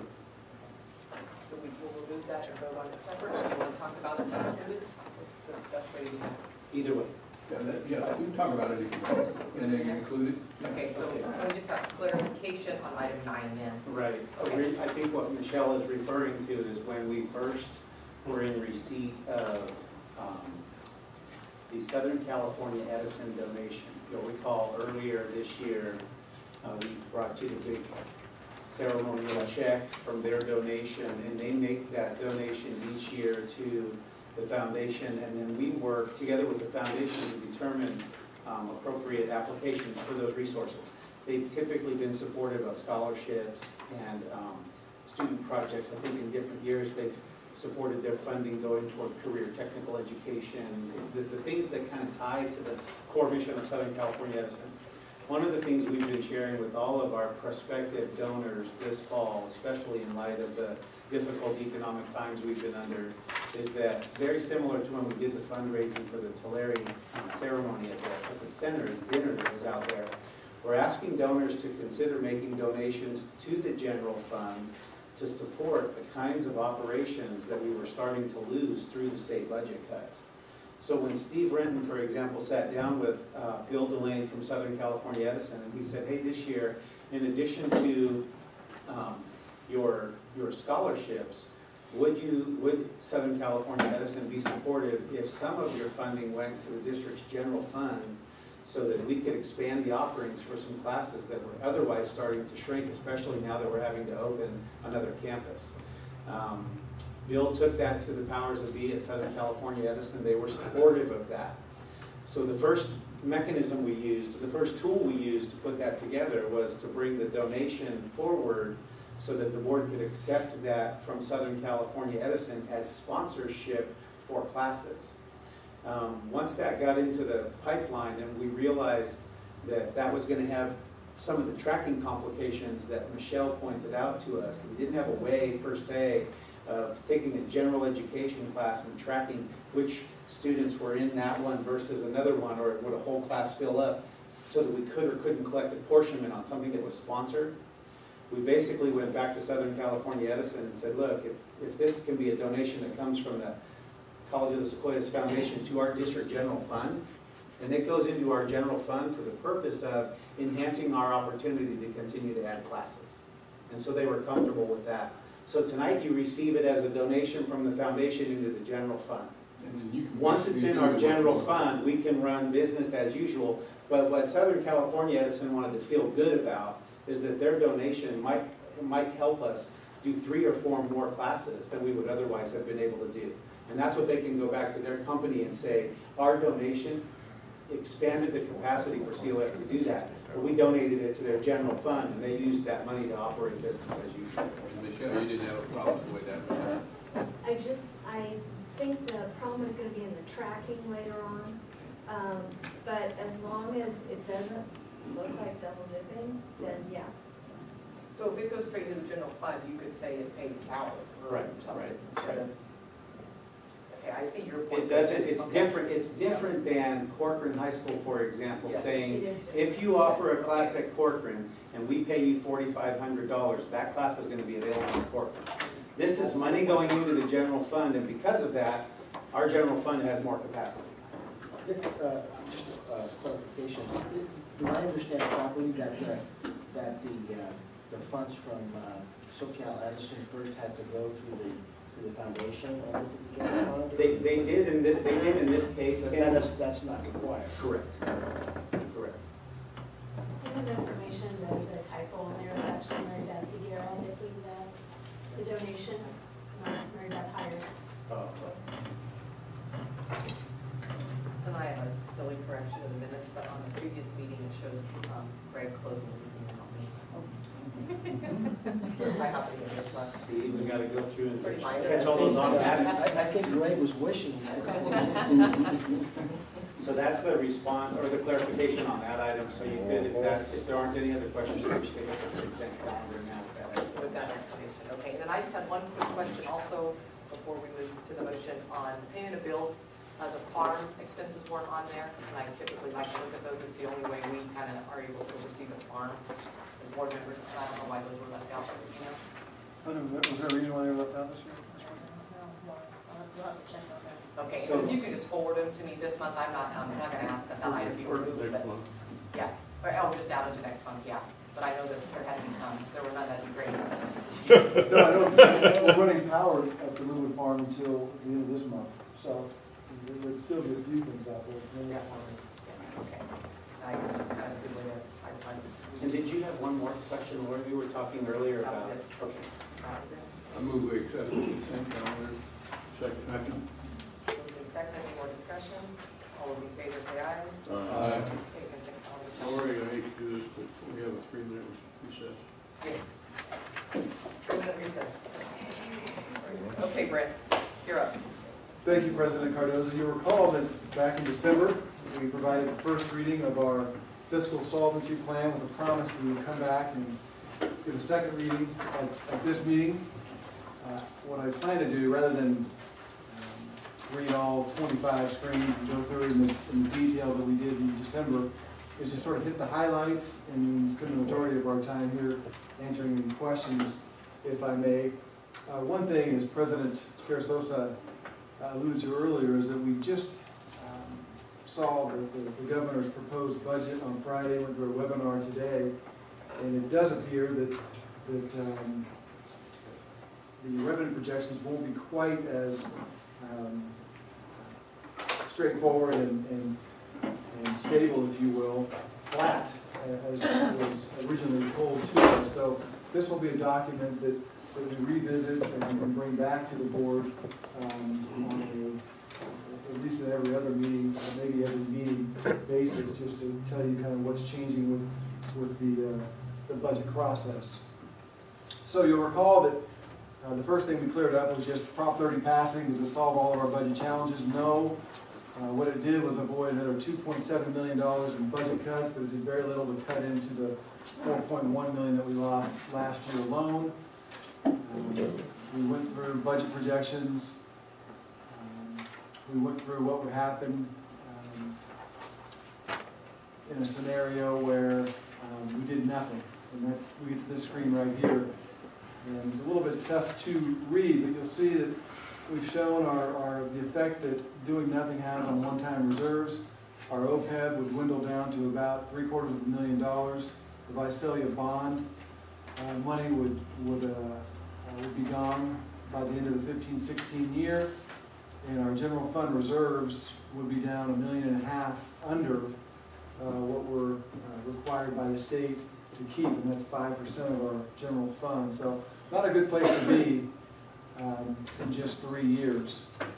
That gave us the premise to present the multi-year fiscal solvency plan, which essentially relies on a combination of one-time resources, budget reductions, as well as the due process of negotiations to achieve fiscal solvency. In this scenario, we are able to add back summer school, We are also able to fund step and column. This proposes a across the board 2.5% salary cut to all employee groups, as well as some careful day-to-day reductions in expenses. So the net effect, and I'll just skip to a page that we just saw. This is, instead of what happens if we do nothing, this is preserving fiscal solvency, but it's really the same screen with different numbers.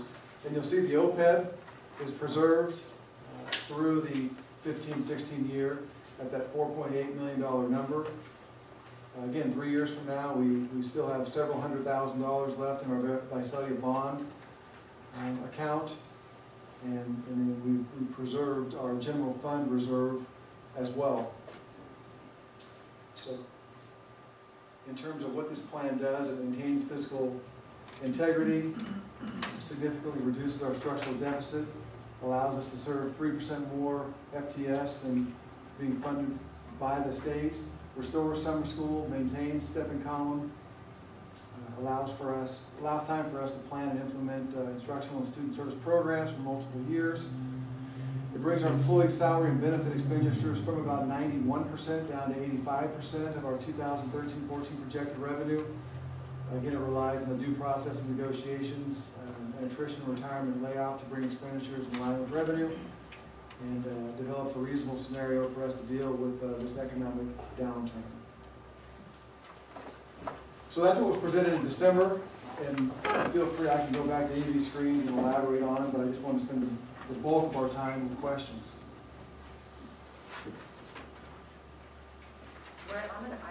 I guess my concern, and I've said this before, so I don't want to keep my dead horse, but I guess my concern is after a year or two, as the Visalia bond, when we see what's left there and that, the amount that we need out of there beginning in that third year, and that's when it gets foggy, and I know it's hard to predict out more than 2 years, but my concern is, we know what we were cutting the last 2 years, and if that were to happen again, our reserve would never cover us, not even close to what we've been cut just in the last 2 years. Our reserve just isn't enough. And so I guess my question, I think, to all of you, I guess especially you, Grant, is our reserve enough to take us through another downturn like we've had in the next few years without a Visalia bond in place? And I know you don't have the answer today, but I think we need to seriously at least have, plan, if scenario 1 happens, what's plan A, B, C, and at least know what those are in our mind going into the next 3 to 5 years, because that is in 3 years, which we know comes really quick. And it's a great question. First of all, having listened to the governor's proposed budget, he has proposed more revenue coming into the system. If his proposed budget were enacted today, we would not have this structural deficit right here. And so the $3 million that we're currently showing in Measure I, as well as the $4.8 million in the OPEB account, as well as our general fund reserve, would all be intact, and we have a balanced budget. If in fact nothing happens with this proposed budget, and next year and the year after and the year after are just like this year, which admittedly last year and this year are the worst ever in our history. When I say our, I mean the history of our community college system, not just COS. If none of his proposals come to pass and we're left to deal with this year as a model for the next several, you can see that we do a pretty doggone good job of staying solvent through the 15-16 year. And at the end of that 3.5 year period, we would still have all of our OPEB in place to deal with what you're talking about. We'd also have about another $500,000 of Measure I, as well as all of our reserve, as well as the local $500,000 we keep for retiree health benefits. So even if no new revenue comes into the system as he is proposing, none of that comes to pass, by following this fiscal solvency plan and some of the budget cuts we're talking about and the employee concessions that we're talking about, we can make it for another 3.5 years and still be looking pretty good if the economic downturn would continue. Does that answer your question, Phil? No, that answers my question, and I may be the only board member that feels this way, but I guess I would like to not consider OPEB as a reserve. I'd like to look at it, it's there for, not for general fund expenses ever, really. And I'd like to, the goal to be not to, rely on that even 3-4 years down the road. But Thank you, that makes sense. and I think we heard that loud and clear. I think that's, our FSP reflects that, that would be touched in very dire circumstances. Again, Measure I is doing what it was intended to do, maybe a little bit more, but again, if we still have $500,000 left at the end of the 15-16 year, then it will have gone on for 8 years, which is much more than anybody expected it to, and we've been able to do some wonderful things with it, as well as pay for some technology through these difficult times. I agree.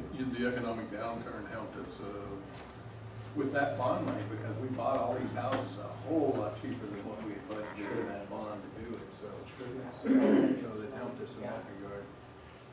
Well, just a comment I would have, Brent and President Cardoza, clearly I think the question you posed regarding our general fund reserves, certainly the funds there certainly would be enough to carry us through under an economic downturn like we've seen.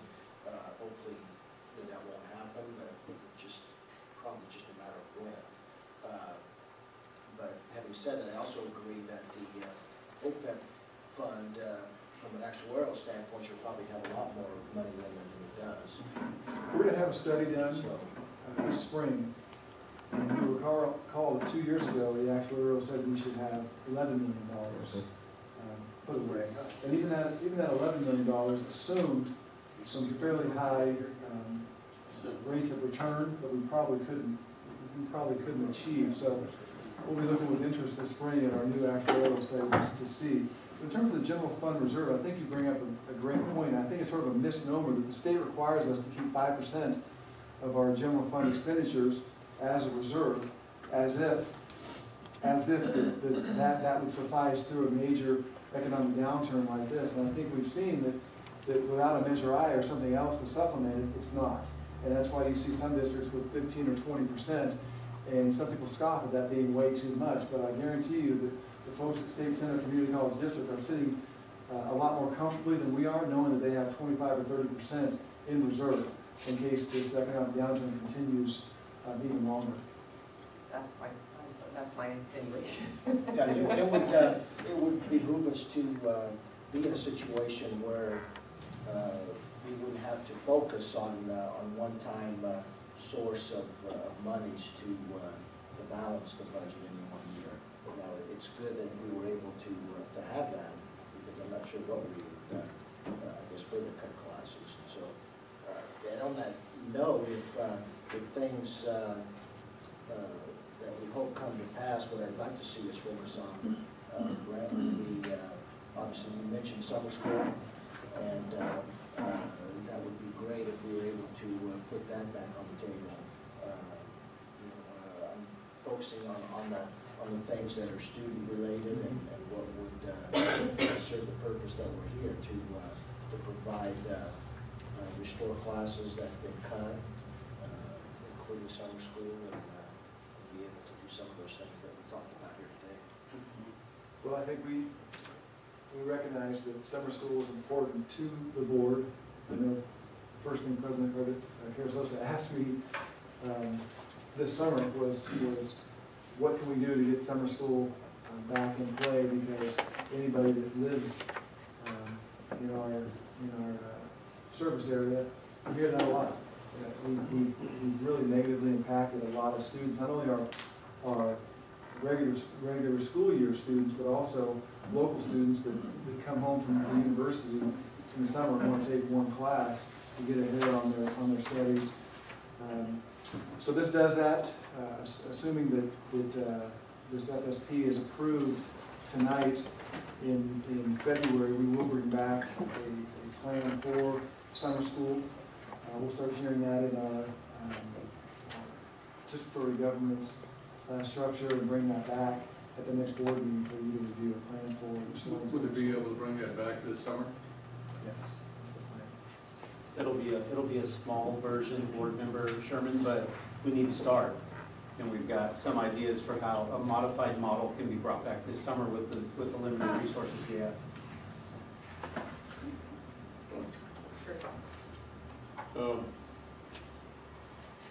You're either have or you're going to recommend that the board adopt the fiscal solvency plan. And even though I don't see anybody here that's liable to speak up, I suspect there are folks that think that probably this isn't necessary anymore. Because of the fact that Prop 30 passed, and also because the governor's budget is looking pretty good. But I think we should go forward with it. When you guys were all talking, I wrote down some notes that are not very well ordered, but when the governor's budget, when the state sends more money to us, we don't know what it's going to be in the form of COLA or growth. We don't know if it'll be this year, next year, whatever. I'd hate to see us be in a situation where we didn't have the money to fund the FTS to get the money for the growth. We need reserves for that. Also, I read the front page of the LA Times this morning. There's the article about the state's huge unfunded liability for employee retirement and health benefits. And they were tabbing a number at about $3 billion a year shortfall. There was discussion in an article about whether the state would just pony up or whether they instead would send the bill to the school districts. Well, I don't know what that would do, whether we'll even discuss it this year or not, but that's something that we need to worry about that could happen. If it did, it could completely wipe out the $2.7 billion we just got. I also worry about whether the definition of what a medium college is moves around on us. And if we think we can meet it based on what we know, what happens if they set it 500 higher than that? We want to make sure we have the money to go after that to get that $1 million. Also, there's a lawsuit against this that has to do with whether or not the district really could do the cap or not. I guess it's possible we could lose, and if that's the case, we'll need significant money in the general fund to pay for that. Also, just how rosy is the governor's budget? Some of the pundits that I listened to indicate that it's a pretty honest presentation. But look at his track history and previous governor's track history. They've been terrible.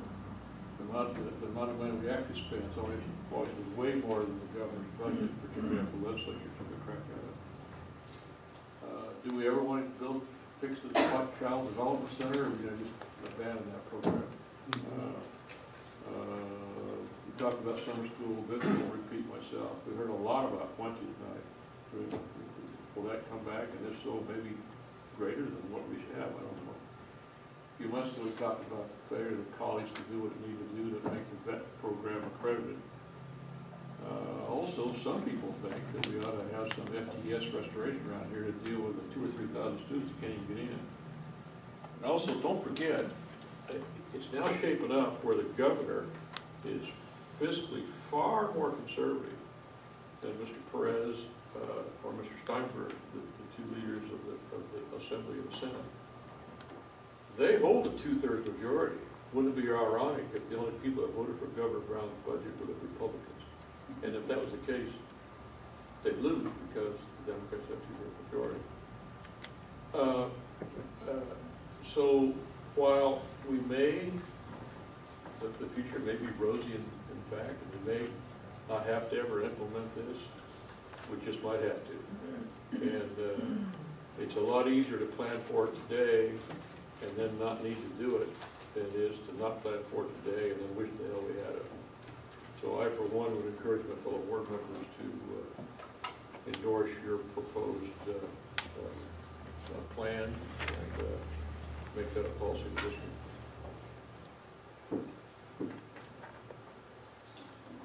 I would so move that we adopt the, That sounded like a motion. well, if that wasn't a motion, then I would make a motion to, is that a motion or was that a? Sure. And I'll second that motion. Okay, it's been moved and seconded to adopt the 2012-2013 2013 fiscal solvency plan. Is there any further discussion? Seeing none, all those in favor signify by saying aye. Aye. Opposed? Motion carries. Next item of discussion or action is curriculum.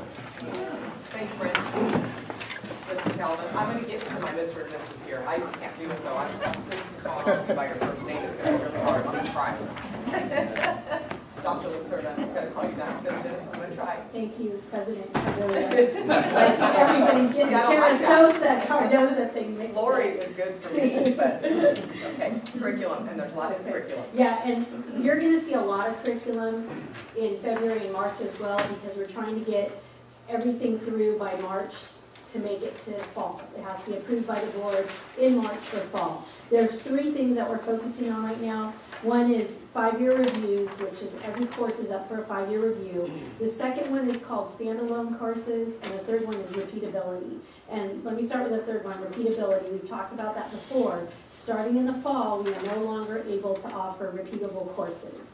And so what you see in this curriculum report and the next 2 is we're trying to delete all of the repeatable courses out of the catalog, out of our course schedule, out of everything for fall, at the same time that we're rewriting the new courses that will take their place. The second one I mentioned, standalone courses, that's a big move from the Chancellor's Office over the past couple of years. And standalone course is a course that is not connected to any degree, certificate, or program. So there's a number of courses that all community colleges have. They're just a course that we offer. And they ask us, we have to go through special training to understand if those courses are legal or not. And we have to, what I've asked all of the division chairs to do and the deans is to give me a report on why we continue to offer those courses if they don't lead to a degree, certificate, or a program. And so what you see is also a result of people cleaning up courses that we shouldn't have been offered anymore, shouldn't be offered. An example of a standalone course that is a viable course would be like our English 360 course. It's not, you don't get a degree for it, you don't transfer or anything, but it's a prerequisite to get into the next level of English. Okay, so what you see on the first 5 courses is our Aero program. That's our helicopter program, and they're basically changing they're adding a distance ed addendum because we offer some of those courses in Paso Robles when it's foggy. So we added DE, and this is an update on some of their co-requisites as well. So those are the first 5. Then you have 5-year review for the AJ course. All of the AJ courses are under 5-year review. The architectural courses, as you can see, you see all the way in the far column to the right, 5-year review, and under that repeatability. So they're reviewing it and deleting repeatability for all of the architecture courses. The same with the art course. The comm courses on the 3rd page, those are for 5-year review. The computer course is for 5-year review. The CT course is for a description change for that course. The drafting course is for a reconfiguration of the lecture lab. The engineering courses are, the engineering's 5-year review, graphic design, 5-year review. History needed to update some things for transferability. The manufacturing is a lecture lab reconfiguration. Let's see. Math is a change in units. PEAC is one of the new PE programs that we're going to offer here. We're changing some PE courses to what's the PE course, and it's in for repeatability, to get rid of the repeatability. Spanish 1 is adding, all of the Spanish courses are 5-year review and adding a distance education addendum. And I talked to Michelle and she said, yes, they can teach it via distance ed. So I checked with her on that one. Then the new courses are next. So these are new courses like the truck driving theory.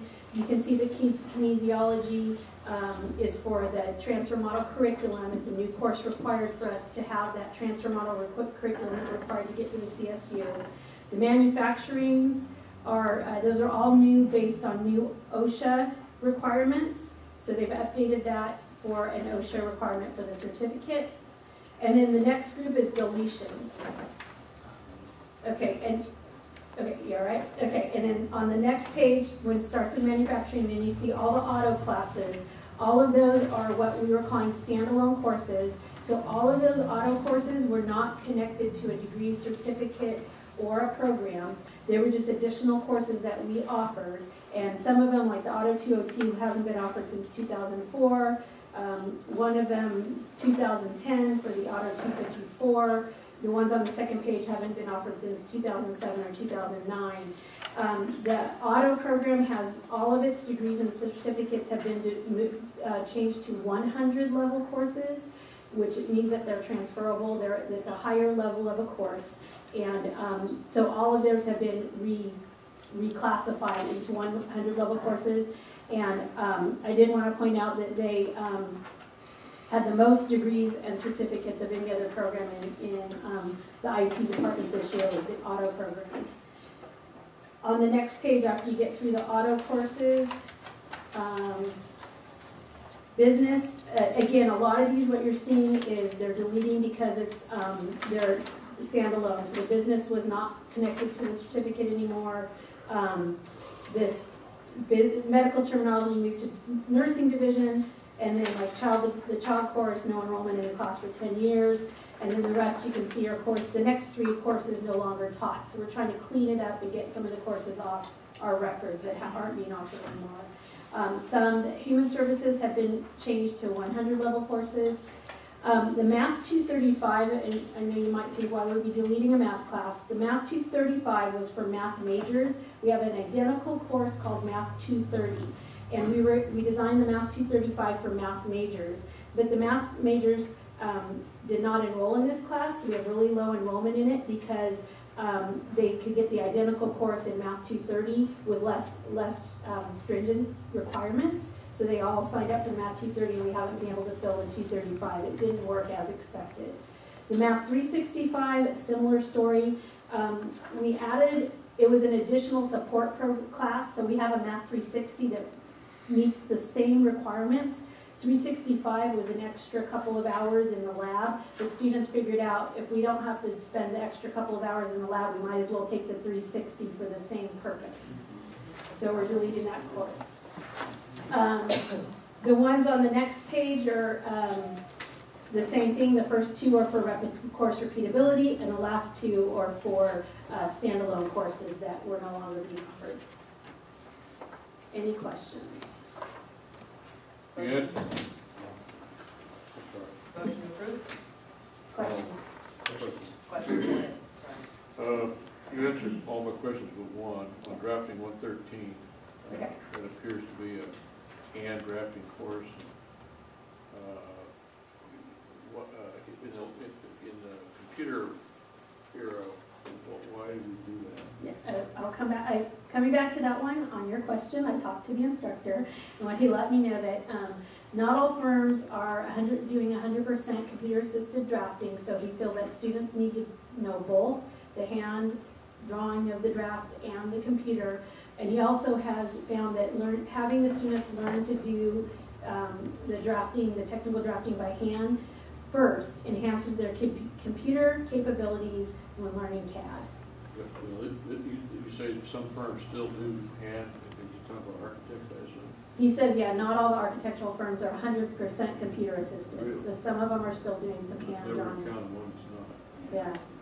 So he's also found stronger success with the students doing the hand drawing first, and then they learn to do it on the computer. Okay. I move we approve. Second. Moved and seconded. Any more discussion?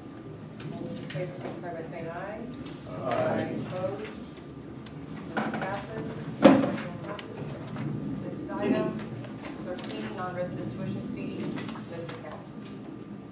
You come first. I'm trying to be good.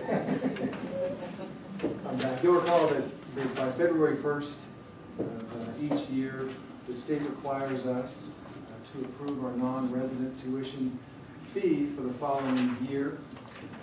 And we have 2 options for doing that. Either we can charge the actual cost of instruction, which for us this year we've calculated at $189 per semester unit, or we can use the statewide average, which for this year is $190 per semester unit. We've elected to go with the $190 per semester unit. And this applies to all foreign international students as well as out-of-state students. In addition, they're also required to pay the state and local fees, $46 per semester unit, plus the individual local fees that we have here. So it gets up to about $240 per unit. Now, over the last 3 years, we've tacked on a capital outlay fee, which started at about $30 per semester unit. It climbed this year to $66 per semester unit. Next year, by virtue of just all the construction money that's poured from the state into our Tulare project, this year, we're going forward to next year, it will be $78 per semester unit, and that's on top of the $190 and the $46. For that reason, we're recommending not to charge the capital outlay fee this year and just leave it at the $190 plus the state and local fees, and then revisit the issue of capital outlay fees on an annual basis. We did look to see if we could maybe reduce and just pay charge a portion of the actual capital outlay fees, and that is not acceptable or allowed by statute. It has to be either the entire amount or nothing. And so for this year, we're recommending just to not charge a capital outlay expense.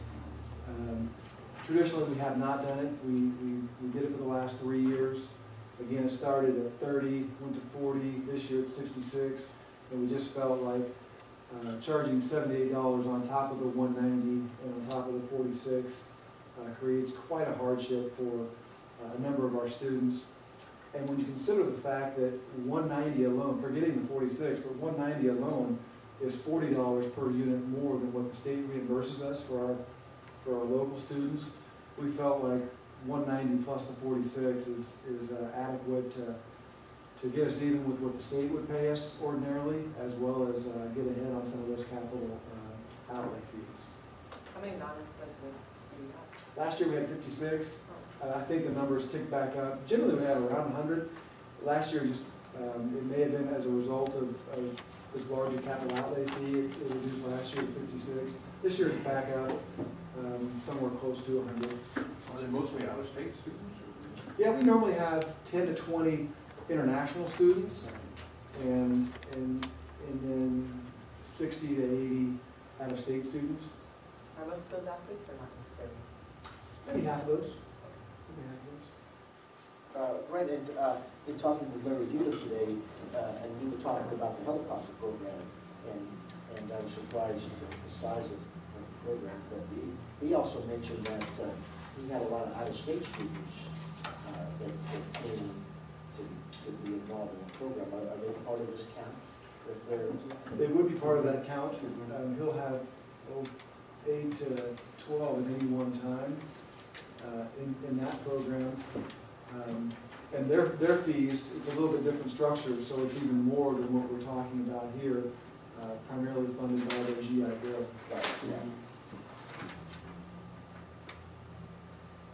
Okay, any further discussion? Any motion? So moved. Second. Moved and second, all those in favor? Aye. Passes. Thank you, Calvin. Change orders. I wonder why change orders are always last. Trying to wait you out. They're never first. Just not working. I need time to warm up.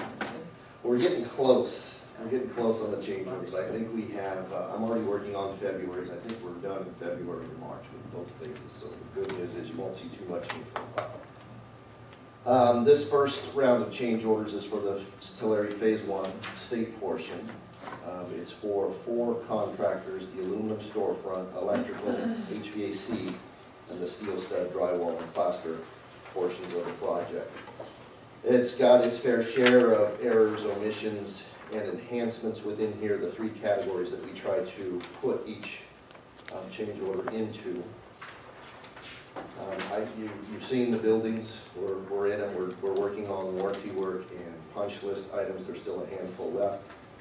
The project had 2.34 million for change orders unforeseen circumstances. When this was written, December 10th, it was 218,000 remaining.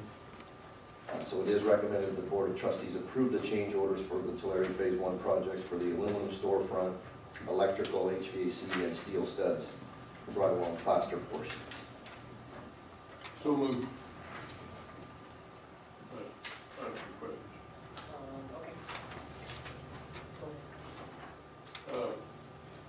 It appears to me that there's an awful lot of electrical changes here, most of which say that they weren't originally shown in the plan and such, so it's pretty clear the contractor has this much coming, but the first of the emissions, does that rise to the level of somebody should have thought that before? And do you think this is normal? On every omission, I think we should have thought of it before, right? Well, but perfection, impossible. Right. I think it's a little excessive here, however, I don't feel it's the design firm. I'll tell you why, but I also will tell you the scrutiny we put these through. The same firm, in this case, electrical consultant Rosing of Visalia, they did the Phase 3 project and the Phase 1 project. We are not having these issues on Phase 3. This firm, this contractor, we are having issues with. This contractor has a very good legal staff that picks apart every single thing we do. As a matter of fact, we're entering into some potential legal issues with this firm. So some of this is easier it's cheaper to settle yes. this by... Yes. In addition, though, let me tell you the process we go through, and you'll see this, and that's why you see it repetitive. I try to make it cans for ease for me and for you. When it's omitted from the document. Each one of these, we go through a review and classify whether it's an error, an omission, or an enhancement. And that has funding behind it. And you'll see many of these that says that the architect was back charged. The architect, when they're back charged because they're responsible for the sub-consultants, they turn around and charge the sub-consultant for the error as well. In an error situation, the architect has to pay for the error, and the architect does not get their design fee for that money.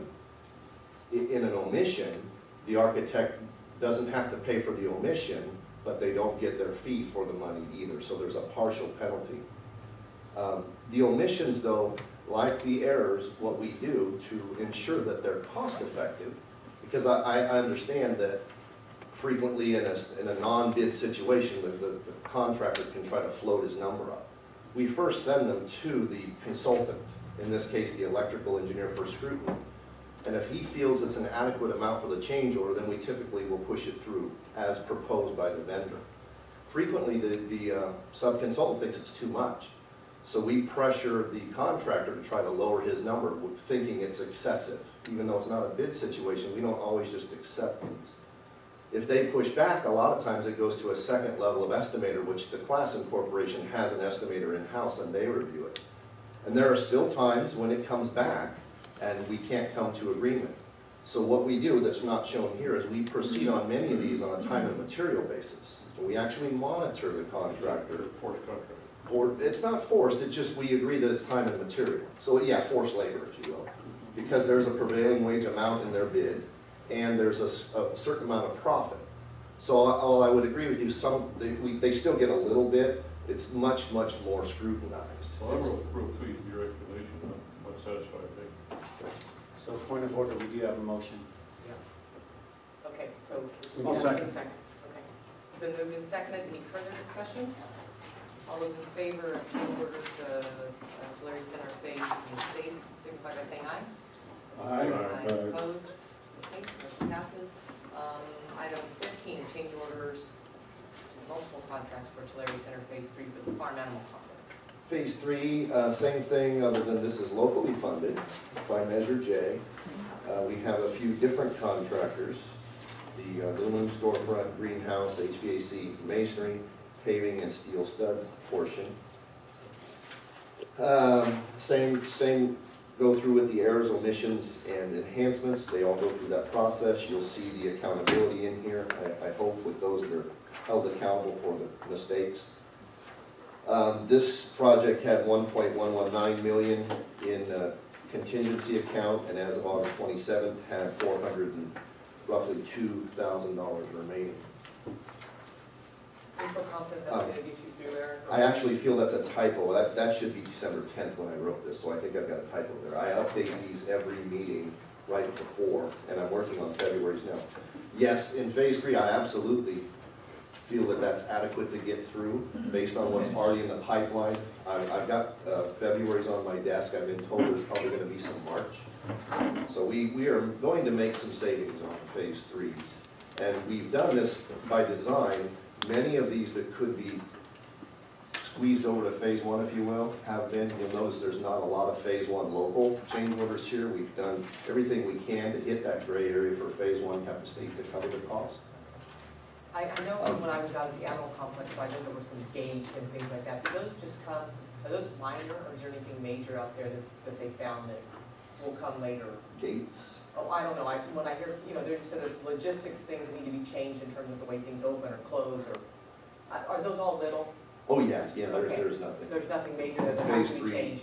In phase 3, there's nothing major other than, and you've heard this before, we're going to go through litigation with the steel contractor. We withheld their $1 million, and our legal team is working on it, but money's in our hands. At worst, if we lost 100% of that, we would give them the money they were already due at the beginning of the contract, plus our legal fees. So that money is not even included in here. This could go up if we recover anything from that lawsuit. Eric, I noticed that there were unfinished, I'm No, sorry. go ahead. I was going to give the recommendation. I noticed that there was some fencing, which I thought would be new fencing around the perimeter of the heifer and cow corrals of the existing facility. Am I right in that that is tall chain link type fencing around? It's not in here. No. Okay. I just noticed that when I was out there at the ribbon cutting, when I walked around the area. Am I right that wasn't there prior to construction? Around the dairy? Around the dairy? Yes, sir. Okay. Two things. The dairy, we're going to get into the division of the state architect debate here. The dairy is not Field Act compliant. Right. But it's because of its proximity and this project, when something's not Field Act compliant, they make you fence it. And so part of this project, we had to fence it to keep students from wandering into it. And so that's why that fence came as part of phase 1. Was that part of this cost? Phase 3. Yes, sir, it was. Phase 3. And all of the fencing was under one And that's the contract. local. The local contract. Yes. Any other questions on item 15? Can we get a motion? Second. Moved and seconded, all those in favor say aye. Aye. Okay. That's the end, motion carried, meeting adjourned at 7:30.